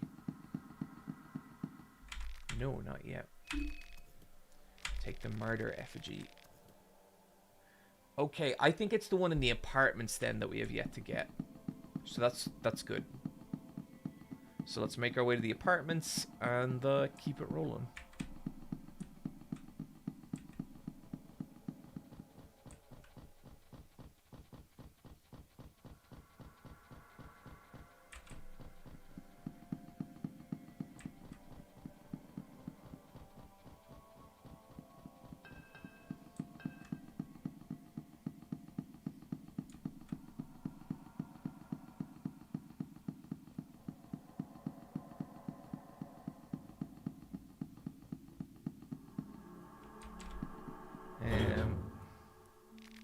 Did you go into the rafters already? Also, do you need to read the note to find the secret toolbox? You don't need to read the note to find that toolbox. You can just find it. I don't think we've explored the rafters too much, but there's actually not... there's a sword you can get on the roof of the church, but it's not even as good as black steel, so... what are we gonna do now? We are going to head to the apartments. And the best way to do that... Yeah, we can get there from here pretty easy.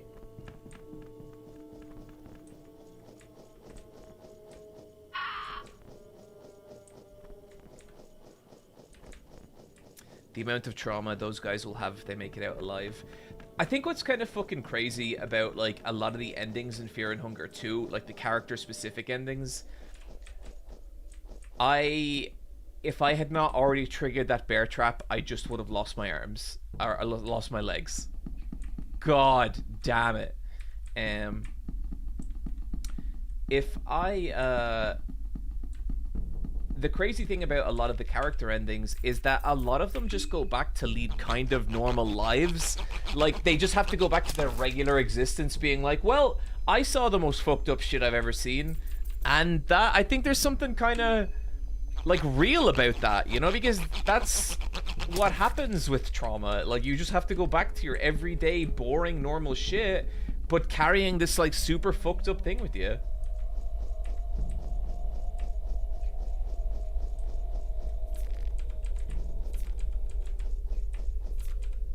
Okay.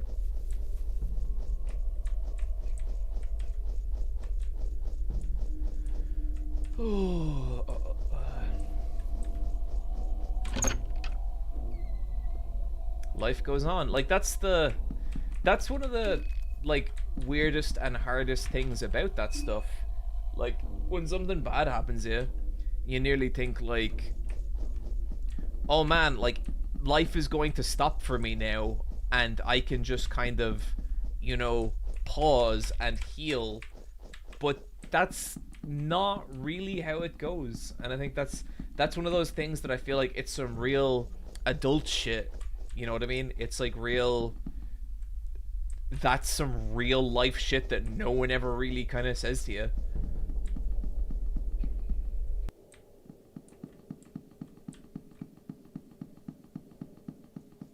So now that we know that Death Mask is in the church basement, we should be pretty free from him everywhere else, in theory?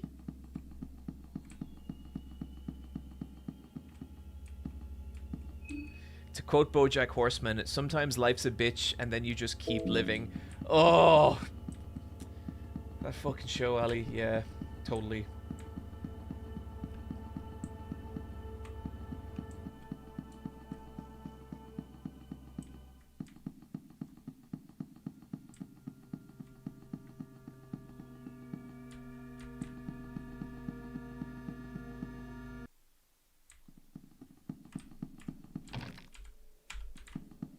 Oh shit, I think I could have unlocked it from that side. Oh, there's the B-man. Okay, let's eat some food and then let's take him out, because we don't want him messing with our fucking vibe, chat. We're having a good time. We're not hurting no one. We're doing great. And we don't want to be dealing with some yoked up B dude harshing our buzz, okay? Just gonna give that a second for it to kick in.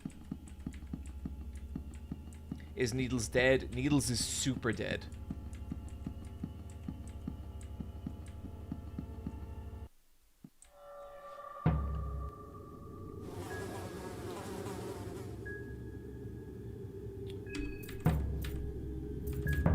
So first thing you want to do against B-Man, or at least the first thing I do against B-Man, is take out one of his arms as quickly as possible so he can't use Clap, because Clap does a lot of damage. Oh shit. Clap does a lot of damage and it can really fuck you up. That, less so. Eee. So that was only 39 damage against Karen, but our Karen is an absolute tank. Like, she is really, really strong in this game. I like armored out the ass and it still did like quite a bit of damage to her.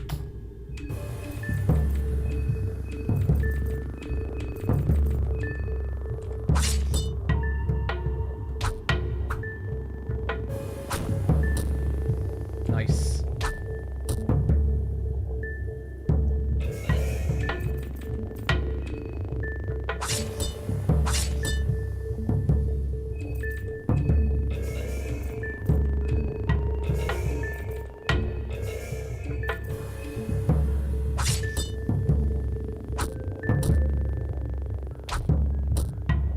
Okay, that went well. That went well.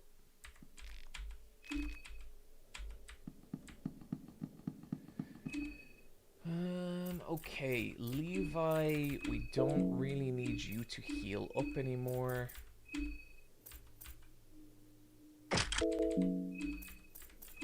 Karen, buddy. You hold on to that. So our Karen deals so much damage that she'll heal up pretty quickly with the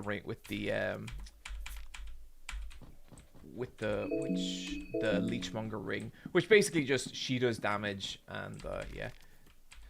I wish there was a little room here. I wish there was some little thing. It doesn't even have to be like a reward. I just feel like that would have been a fun opportunity to have like a cute little kind of hidden environment. Some real hit like behind the waterfall shit.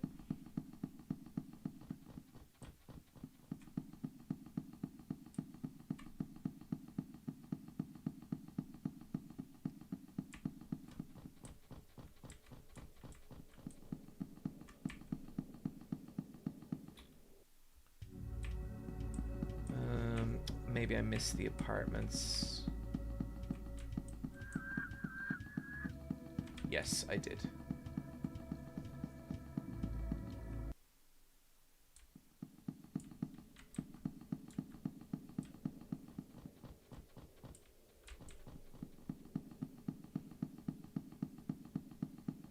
I'm pretty sure we took out the mob, right? Right? Mob are dead? Do I want to be dealing with the mob?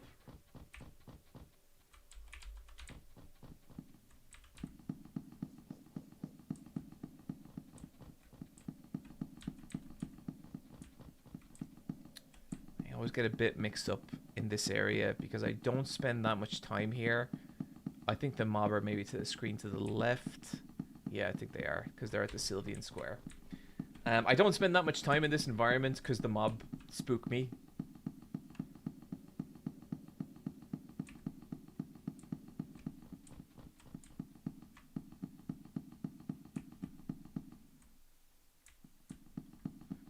Ignore the peens, everybody. Oh, we should actually be able to find a lot of good supplies around here as well.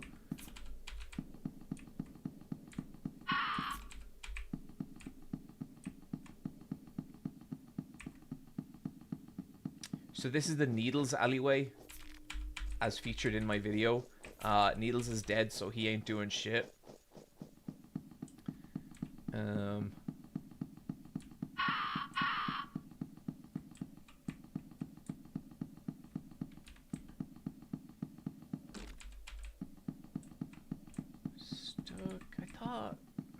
Getting mixed up.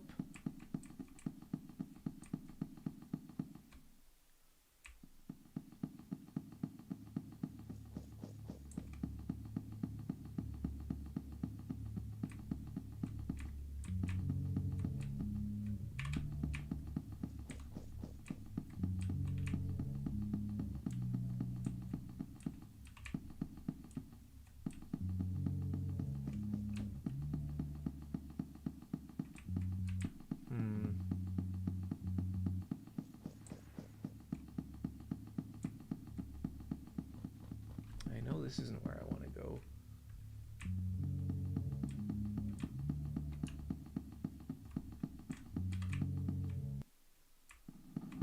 That's the sewers. We don't want to go there.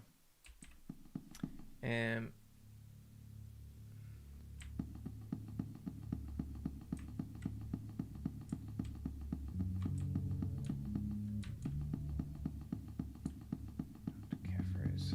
Huh.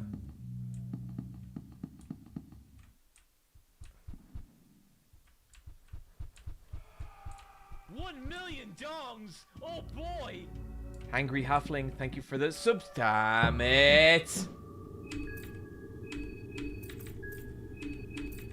These guys are fine. They will fuck you up. Yeah, no problem.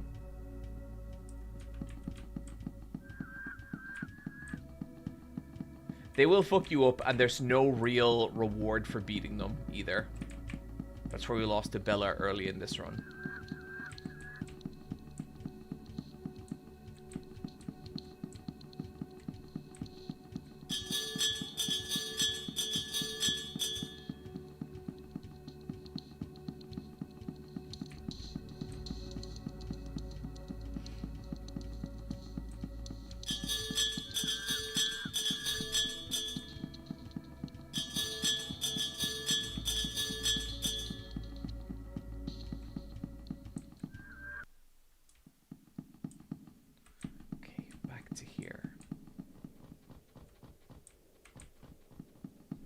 So I thought the apartments are on this map. But perhaps... No, there they are.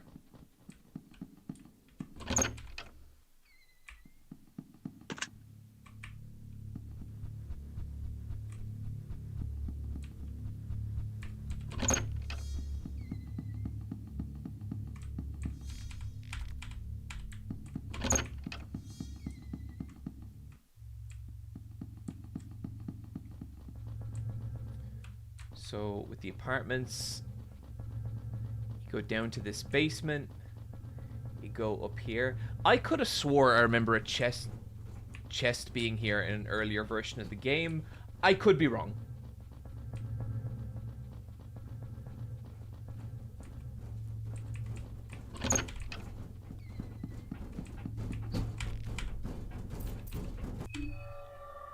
This washing machine will definitely not be too strong for me.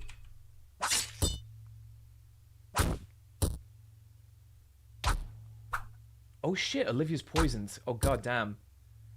That went badly.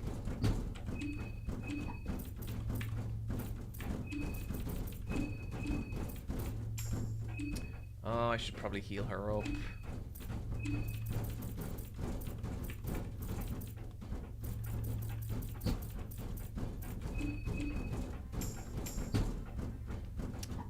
Amazing animation, Love all your Anase. stuff, John. Kisses from the Netherlands. Thank you, amazing animation, Anase. Thank you for picking up a frog tea over at eyepatchwolves.com. Just a reminder, guys, I will be in Dublin at AmiCon in DCU this weekend, selling exclusive Eyepatchwolves merch.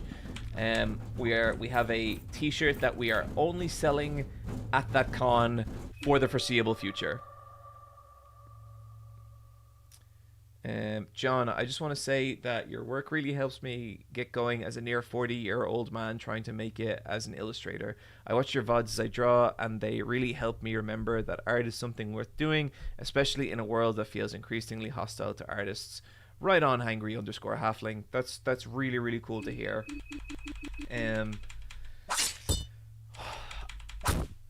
It's a shit time to be an artist in a lot of ways. You know, there's a lot of people trying to push shit through that will just make life much harder for being an artist.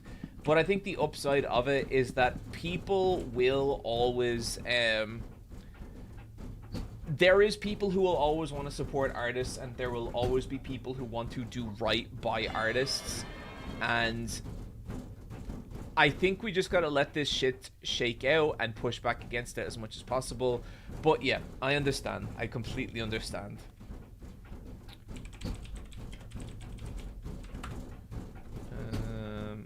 So basically, I'm looking up the code for the washing machine. There's like a puzzle you can do to get it, but it's like it's not that fun, and you just kind of have to. Once you've done it once, it's the same one.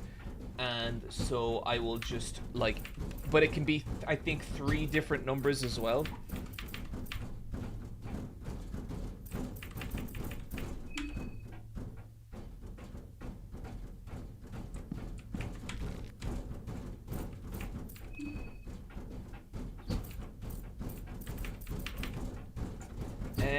I actually used to, a lot of my favorite content creators back in the day, the way I became really attached to them is I would draw. I'd go stick on like a best of giant bomb, or a super bunny hop, or a digibro back in the day, Thor high heels, like all, and I really want to do that again because I miss drawing so bad now, and I really, really want to start drawing again.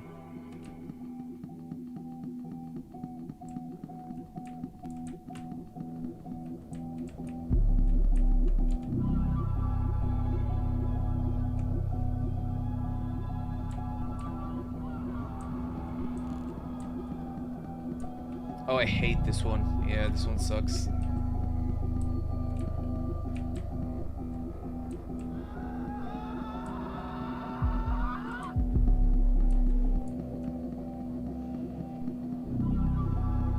So this one is full of neighbors. They're not that hard, but they, okay. Oh, yes! Jukin' and jivin'. they're not that hard, but they can be like, they will get a couple of heavy hits on you, and that can really fuck you up. I hate this music.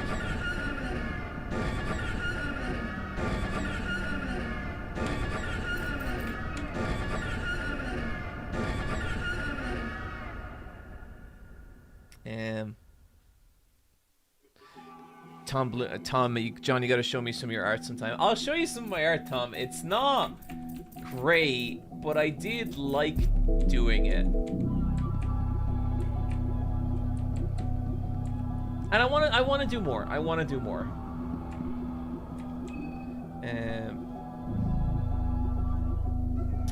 From Skillful Ferrets, feel free to head on down to the Eye Patch Wolves fan art Discord to draw with other supportive artists. We meet up at least once a week.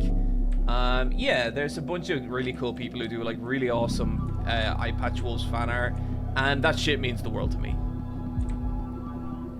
I actually had a question from one Skillful Ferret there, and it was about like what are my favorite kinds of presents to receive at cons, and my answer to that is always like physical drawings that people have done themselves.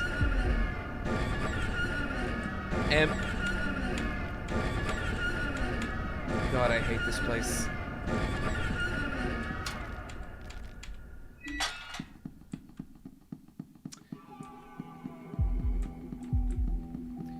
So, like, I get given a lot of, like, presents and stuff at cons, and a lot of them are, like, really thoughtful and really nice. The problem, though, is sometimes, like, if it's, like, an international con, I just can't fit a lot of the shit in my suitcase. And I get that I just said the mother of all first world problems.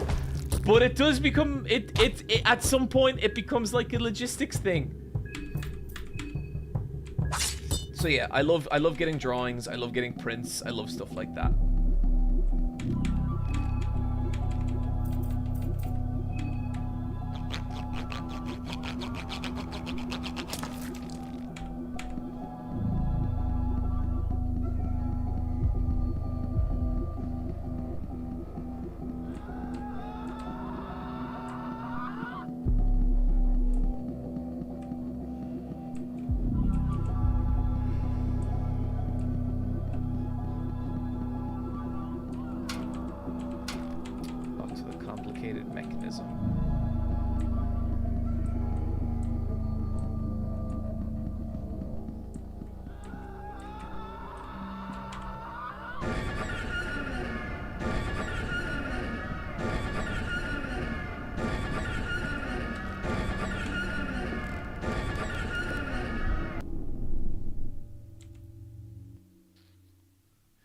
The follow-up to I'm handsome everywhere but Japan comes I can't get too many presents that I can't fit in my suitcase while traveling.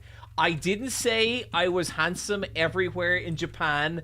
I just said that I'm used to a certain level of attention, and I noticed the absence of that attention in Japan.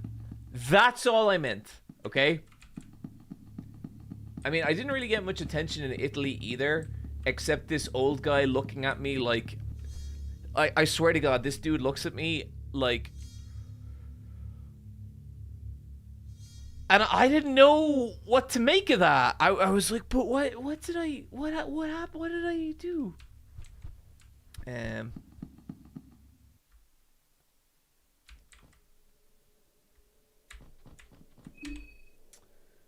Okay, we're heading back to the church now. I think heading north is the best way to get to the...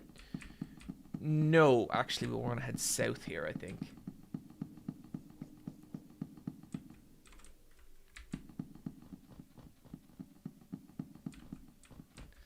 John's struggle is not being perceived as an easy thing.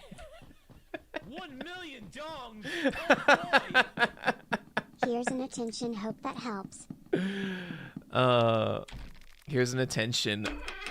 Okay, chat. You're not allowed to hone in on my crippling need for attention at all times. That's too far.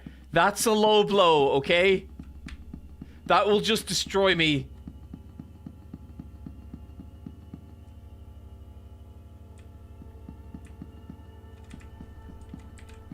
I think we can just go straight this way. There's actually a Bobby here that we might kill just to get a bit of health back. Yeah, let's do that.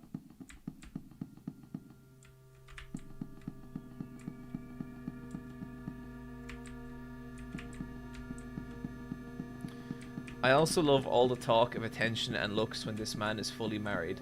Hey, listen. I've been with my wife for 20 goddamn years. We're cool. We, like... that things are, like... Okay, hang on. No, people are gonna... We're a monogamous but cool relationship, okay? If, like, one of us sees, like, a very attractive person out on the street... Like, we'll be like, wow, goddamn, look at them. And we'll both just be like, yeah, whoa, fuck, that person's hot. It's not... Or I'll be like, oh, some... Oh boy! Or, like, if someone was Another to... attention for you, streamer. God! Or if someone were to flirt with me out in public or whatever, I would tell Michelle, I'd be like, oh, guess what happened today? I was buying a coffee and this thing happened. We both know the other person ain't going nowhere, so stuff like that is just, it's not like really a, I don't know, faux pas or whatever. But I guess also, we have been together for 20 years, and there has never been, like, anything close to, like, cheating or anything like that, I guess. And so I suppose... with that comes a certain amount of just trust. I used to get super fucking jealous, man. When me and Michelle started going out, and like a lot of, like, in the same way a lot of my friends are girls, a lot of Michelle's friends were guys, I'd get fucking crazy jealous. You know, I'd be really like, oh fuck, I bet she really likes him, or, you know, all this kind of stuff. And eventually what I learned was, like, that was not her problem. That was my problem. You know what I mean? Like, I was the one with insecurities. I was the one who was letting all this shit get on top of me. And ultimately, like, I feel like your partner's gonna do what your partner's gonna do. You can't really keep them if they don't want to be there. But Michelle did want to be there. And after long enough of learning that, I eventually copped on and was like, oh, wait, like, this shit doesn't matter at all. Like, it doesn't even matter if your partner thinks someone else is attractive. Like, if they're secure in your relationship and happy with you, they're not gonna do shit. But if they're the kind of person who is just gonna cheat and who is gonna do that stuff, then that's a much bigger problem than, like, you monitoring, like, if they flirt with someone else or whatever. This is probably all sounding fucking insane, but trust me, it's true. It's true. And it's been working out pretty good. Exactly, they want to be with you. Like, to me, and like, it's difficult. It's difficult for me to really conceptualize what it would be like for someone to cheat on me, because, like, it's, I mean, obviously it has never happened, but I guess from, like, seeing it happen with other people and watching how it goes down, I think a lot of the time it's kind of it's something that is in the person who cheated. Like, I think, like, and like, there could be extenuating circumstances for sure, but I think it's just something that some people ultimately are okay with doing. Yeah. That's my feeling on it anyway. I am kind of talking out of my ass though, because look, I don't know. I've been in a fucking perfectly monogamous relationship for 2 decades, so I can't even pretend to know what that's like. Okay, here's my point. Here's my point, chat. Here's what I mean. I guess I just mean that, like, if you're at the point in a relationship where you're, like, scared what your partner is going to do, I think in a sense you're already at, like, mission critical. You know what I mean? Like, something is already going very, very wrong. And the only answer to that is, like, communication. And it's definitely not, like, badgering your partner and making them miserable. It is kind of more just so, like, telling them, hey, look, this is how I feel. I feel really insecure about this shit. And if it actually is a problem and they actually are cheating, then yeah, fuck them. Like, get away from them. That's that done. But I think it's important to recognize, like, is that what's happening, or is it shit within you? Like, are you jealous because you're insecure, because you're scared that no one fucking could care about you or nobody could love you? Because if so, you're equally fucked being in a relationship, and you have to get that sorted. You know, like, you gotta fucking go to therapy or spirit quest or whatever you gotta do to kind of build that self-esteem and not feel like that. Because, like, being with someone who is scared you are going to cheat on them would also fucking suck, you know. Your insecurity doesn't mean that you can't that you get to control your partner. Yeah, 100%, you know. Oh, what else was I gonna say there? There was one other thing. And then, like, I think if someone really, really has trouble being monogamous, or they just don't want to be, then, like, polyamory is right there. I know people have, like, weird feelings about that stuff, but from knowing, like, a bunch of different people, I don't think monogamy is for everyone. It's for me.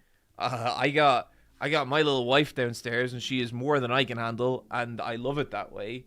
But I think sometimes, you know, there is kind of just a sort of person who's just not suited to that kind of relationship. And I kind of think, like, well, fuck it. Like, I mean, if they can find a way to be happy doing something that's, like, a bit outside the traditional, like, definition of a relationship, who fucking cares, you know? There. No one in chat asked for my opinion on polyamory, but there you go. Yeah.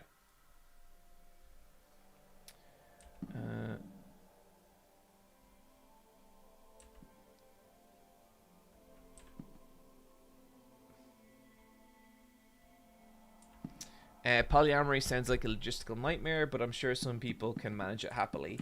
You know, in a lot of ways, I think a regular relationship, splitting your life with someone else, is a logistical nightmare. But you figure it out, and I'm guessing that's what a lot of poly couples would do. You know, just to say, zero fucking interest on my end for being polyamorous. I am monogamous as shit. I would go insane in a polyamorous relationship. But that doesn't mean I don't think it couldn't work for people, you know?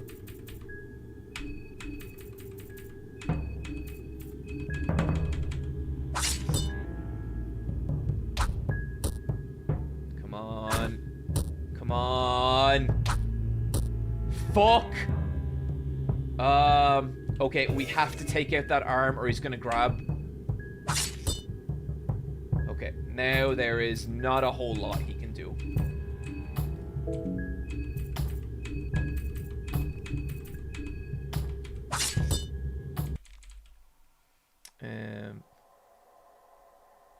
What's your opinion on polynomials?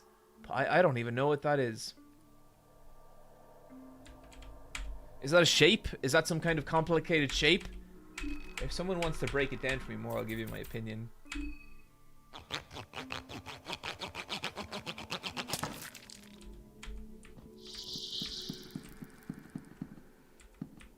What about polygons? Polygons are good. Polygons are good. Hangry halfling, life is a series of logistical nightmares. Very true. I think it's this one now. Yes, it is. Ah, buddy. Okay.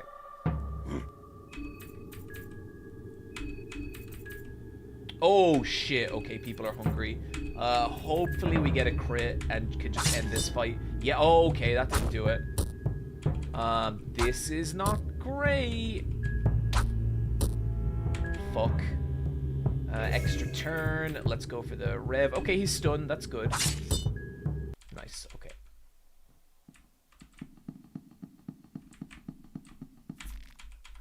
Piece of chalk. 4 shillings. Purifying talisman. Okay, we got the rancid fight next. Got a needle of heroin. Nice.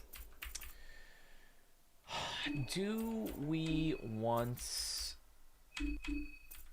to blow a needle of heroin on the rancid fight? I think it's maybe not a bad idea. What's your opinion on Polly Pocket? Now that I disagree with. A person that small, it doesn't even make sense. 1 million dongs! Oh boy.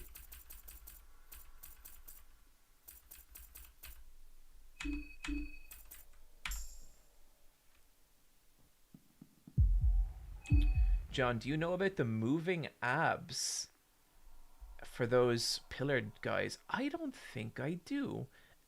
Stefan M1, thank you for the subscription.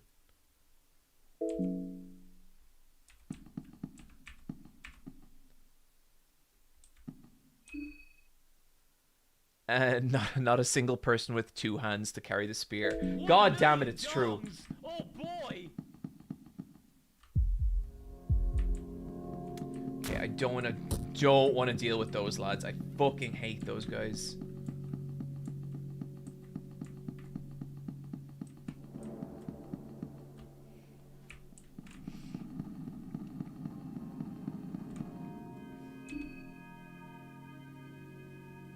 How many needles of heroin do we got? 2. Yeah, I think we can spare one.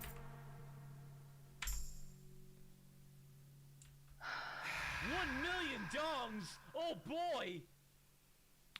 My cousin Vinny, thank you for the 28-month subscription. Okay, this should be fine. I might just heal Marco. No, I'm gonna risk it. I'm gonna risk it.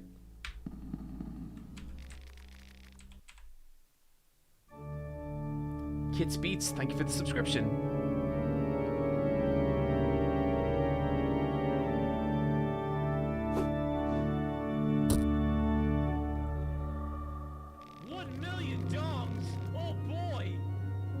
Less than 3 tilde. Okay, so with Rancid, if you don't want to get into a big thing, just take out his arm super quick. Hopefully I get a critical hit. Nice, okay. Come on. Oh, okay, he's gonna, okay, that's not so bad. Oh my god, that was so hard.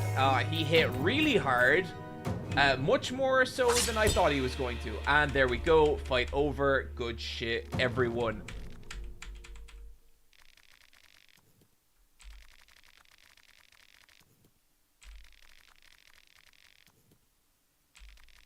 Okay. This, as far as I know, is the only line of dialogue in the game that explains the doppelgangers. I don't think there's any other lore reason why doppelgangers exist in this game. This is the only other one.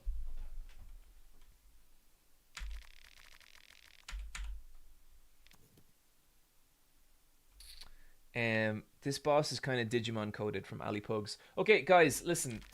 Someone posted a picture recently, and there was Angelmon, but there was also what I can only describe as, like, Goth Angelmon. Can anyone help me out? I'd appreciate it if someone could maybe just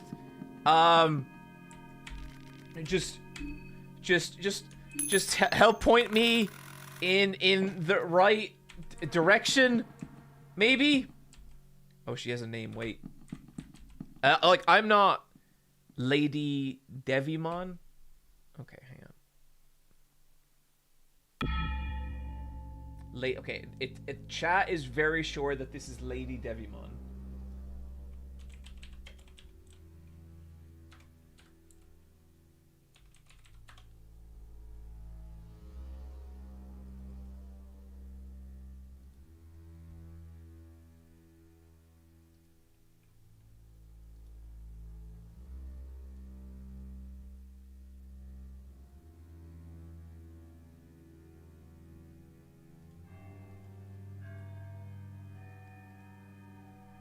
Okay.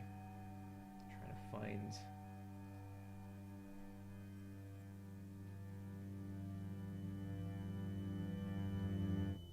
Oh, fucking fandom, and it's garbage ass page.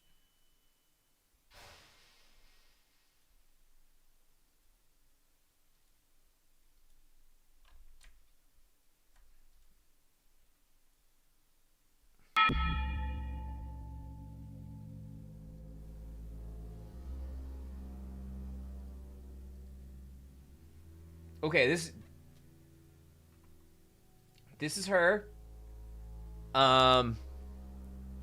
You know, some people, I just want to, I only, let's play some Fear and Hunger, everybody.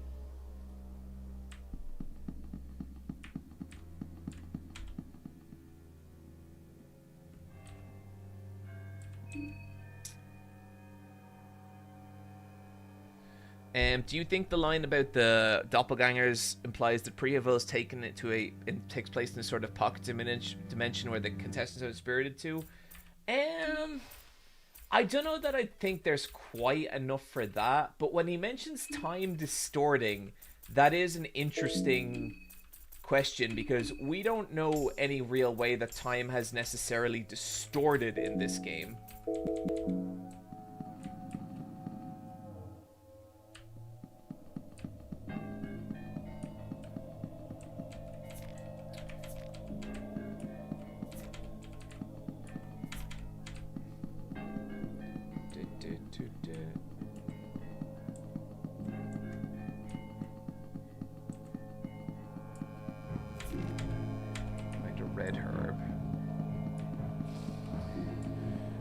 Okay, I don't want to go into the gallery yet, because I kind of need more contestant heads.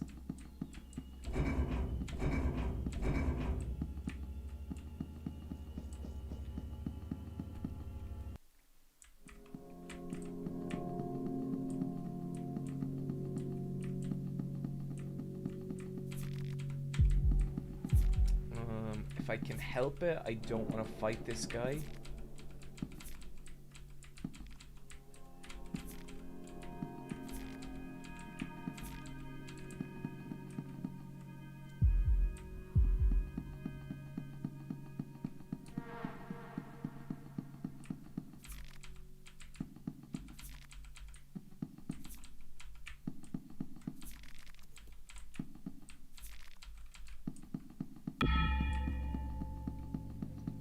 Now, there's a particular house I'm looking for here.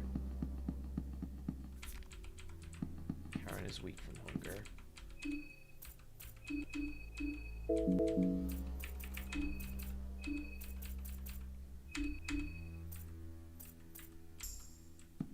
So chat, can I talk to you about something?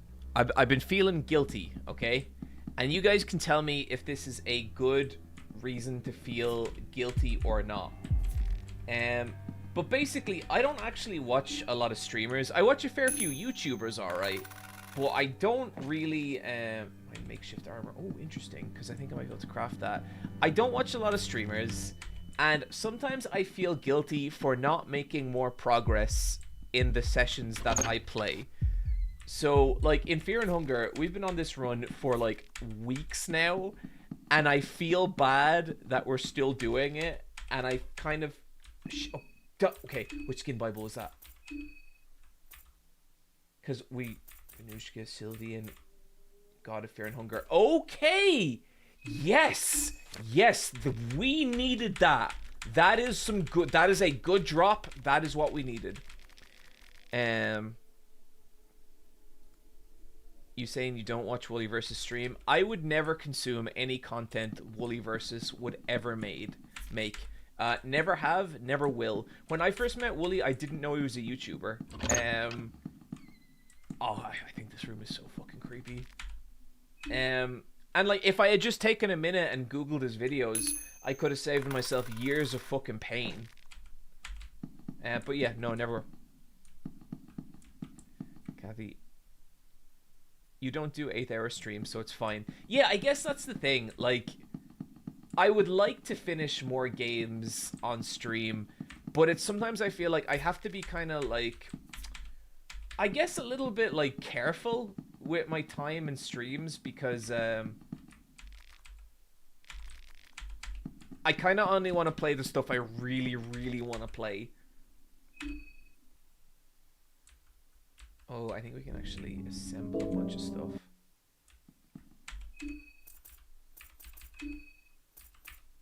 But I also, like, I just enjoy hanging out, I guess, you know? So I think we're going to use this for the God of Fear and Hunger.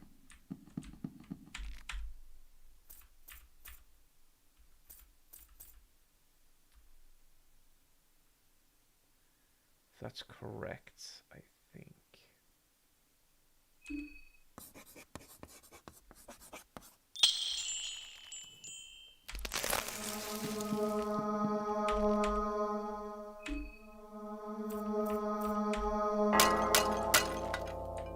Statue is cracked. Okay, cool. And now we have an affinity for the God of Fear and Hunger, which should let us learn Ra, which should let us learn... But now that we have that, I think we can just go get the Grogorath Skin Bible from the museum. And then once we have the Grogorath Skin Bible, we can go back to the basement and pledge our allegiance to Grogorath.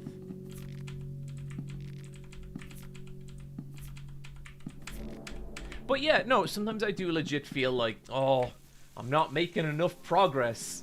But I guess that is the thing. Like, streaming is like a little part of what I do, and I do love it. Like, I really love streaming for you guys. Like, just genuinely. Like, you can tell that's true because if I didn't, I wouldn't do it. You know, like, I have a bunch of other ways that I make my living. But yeah, sometimes I feel bad for not spending more time streaming, I guess, and finishing more games. Because there is a reality where I could just, like, stream all the time. Stream a bunch of weird games and we could do all kinds of stuff, but that would mean like one video essay a year, you know. That would mean probably less versus wolves, that would mean less loads of shit, and I don't think I really want to either, because like I love doing these streams, but I get burnt the fuck out by the time by like, you know, if I stream for 4 hours, I'm exhausted.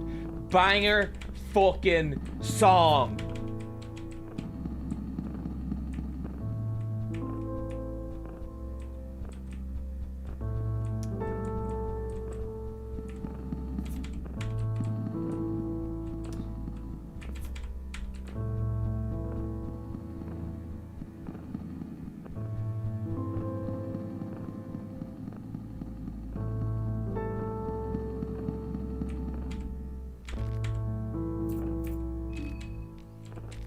Forgive me for skipping through this dialogue. We have been through it a million times.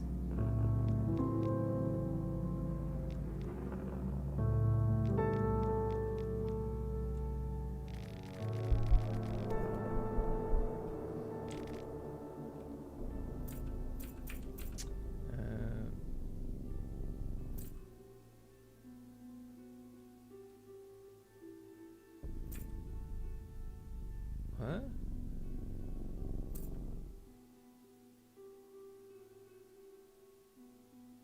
Wait, what? Which type do you think she is? I thought Pocket Cat asks you which type you are.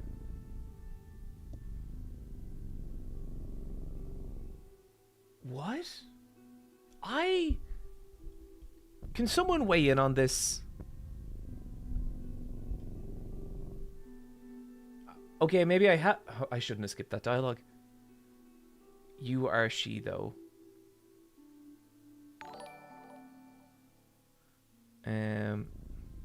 Are you doubting yourself, Final Gamer? We are all here for a reason. Don't make me turn into the final viewer with the power to watch intensely. You're streaming an adequate amount, my dude. Appreciate it. Thank you. Thank you for the super chat. Media Breakdown 8963. And who would that be? The big yellow face looming in the sky, or someone else entirely? I fear our signals are getting tangled here. Maybe we do not share the kind of connection I first imagined. It is a sad day to realize you've grown apart from days gone. But enough about that. Are you here to do business, perhaps? This is what I have to offer. It's quite a nice collection. And I believe I need the Grogorath Skin Bible. And I also think this is our last chance to buy something from Pocket Cat.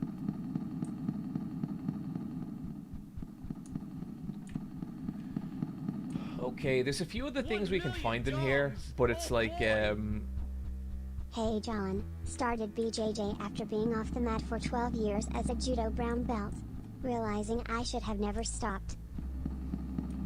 oh, dude, you know, don't worry about that. Like, when I took up BJJ, I was like, oh, I should have been doing this my whole life, you know? So I think everyone feels that way, but that only really means that, like, you found something you really give a shit about, and that's class. But a judo brown belt, man, that's such a advantage.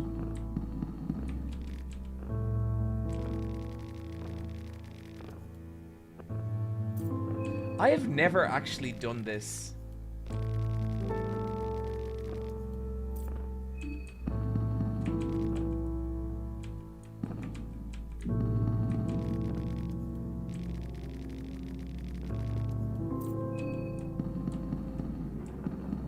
Where is Isabella John? It doesn't matter. Is BJJ hard as a judo practitioner? I mean, it's a very different thing, I think, but like there would be a lot of advantages in doing both.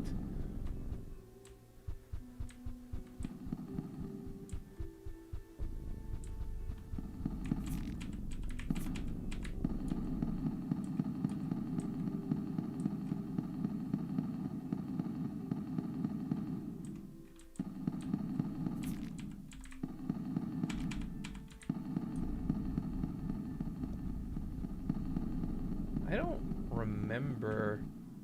Oh, he's tall.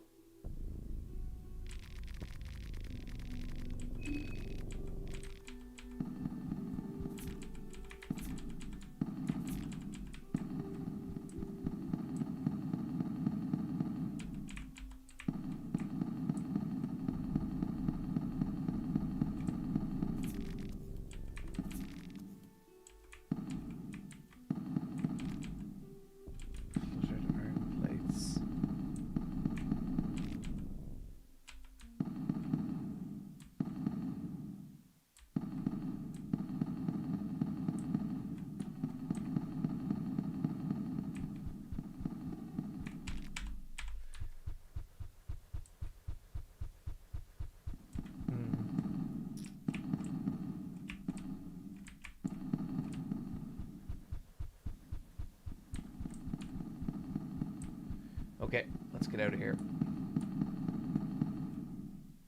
So now we gotta head back to the church, activate the Grogoroth circle, and then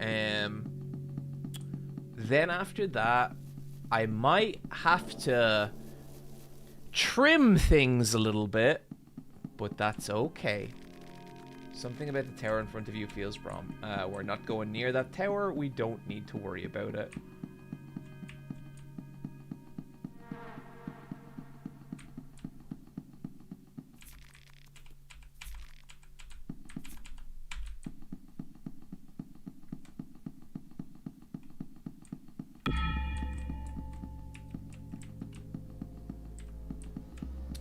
So I think it might actually be a little quicker to go back down through here.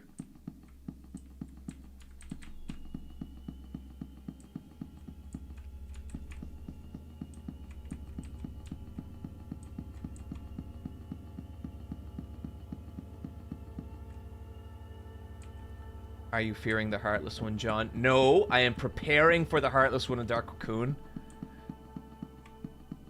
It is time. Nearly. We're getting there. We're getting there. It's not quite time.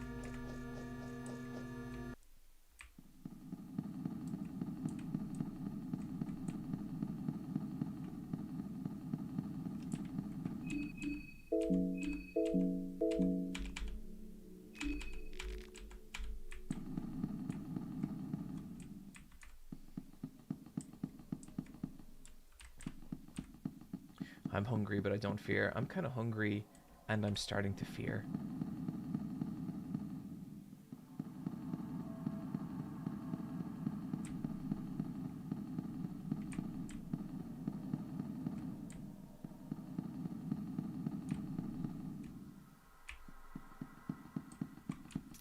I've been watching that show Widow's Bay. Anyone checks that out? Because I think that might be my favorite TV show of the last couple of years. I think it's fucking so good, and I'm so happy it exists.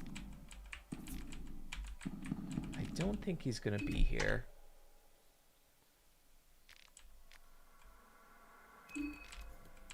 No. Oh, that's because I killed him, right?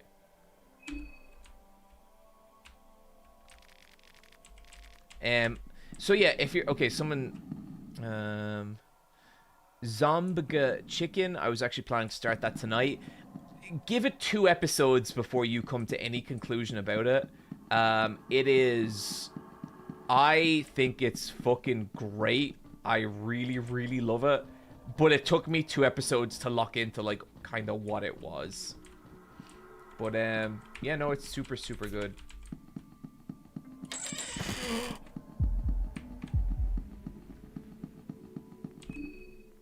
Oh, bollocks.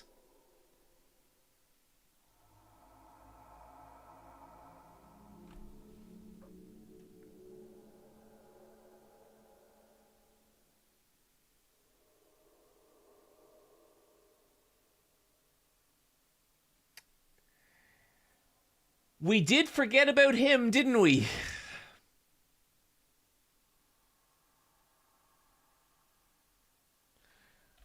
Okay. I just need to keep Sharon. Okay.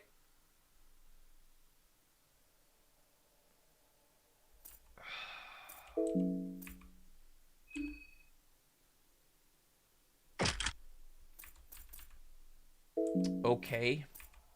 Okay.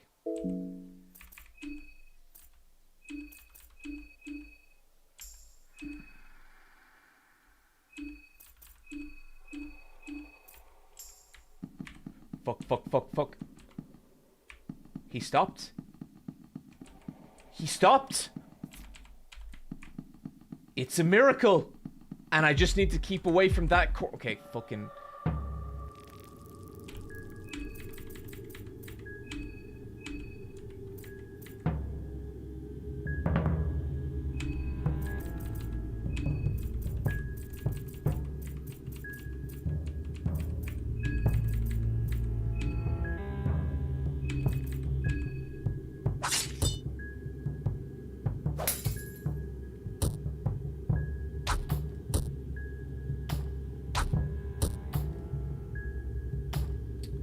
Crimson Father is blinded. Okay, excellent. We nearly have him. Okay,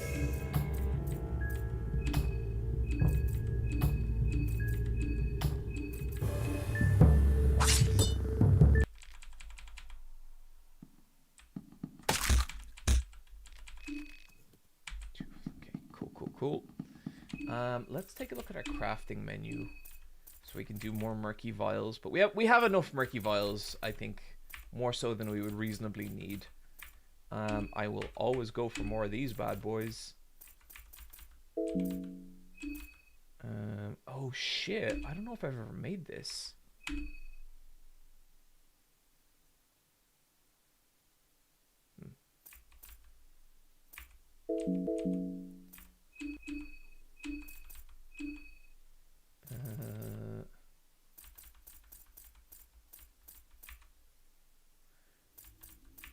It's good armor, but it's disastrous for agility. And it's also not that good.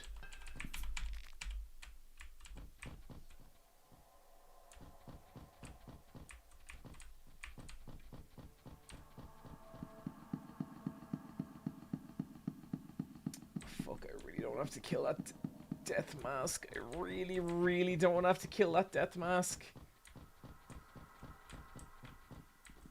This is his room, isn't it?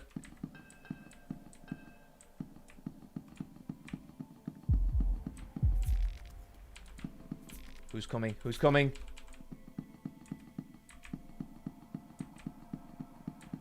Okay, so with this, we actually do want this. 50 severed heads. Sacrifice all.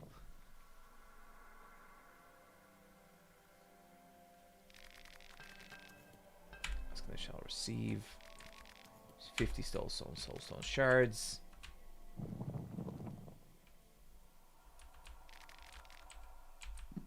Okay, so now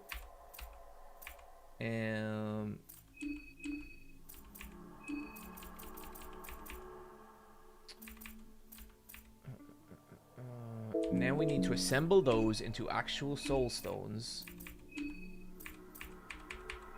So now we have 17 soulstones. Now we need to find... Now we need to find the pentagram. Not there. Where was the other pentagram? So basically, we need a Groggoroth pentagram now.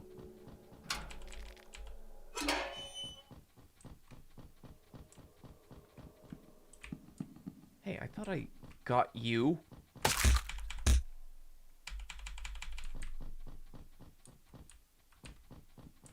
And I'm also noticing that we don't have Marina.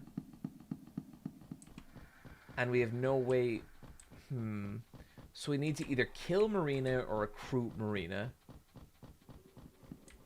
And I know the Death Mask is in here. I don't want to fight him.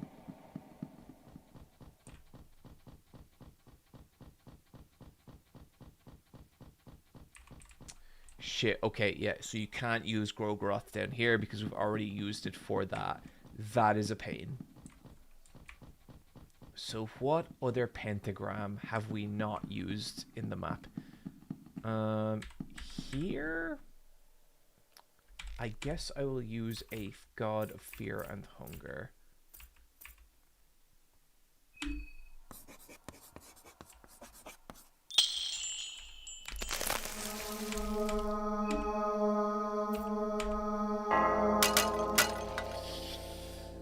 Oh, goddamn. Okay. Okay. You know what, guys? I think I might actually call it there for today. I will not be here next week. I will be back the week after that, and we are getting close to being able to fight this person for reals, So yeah, when I get back, I also won't be doing any traveling for the foreseeable future, so we can we can actually make some real progress. Okay, guys, listen, I love you, and if you're at AmiCon tomorrow in Dublin or Anime North in Toronto, come up and say hi. I expect most of you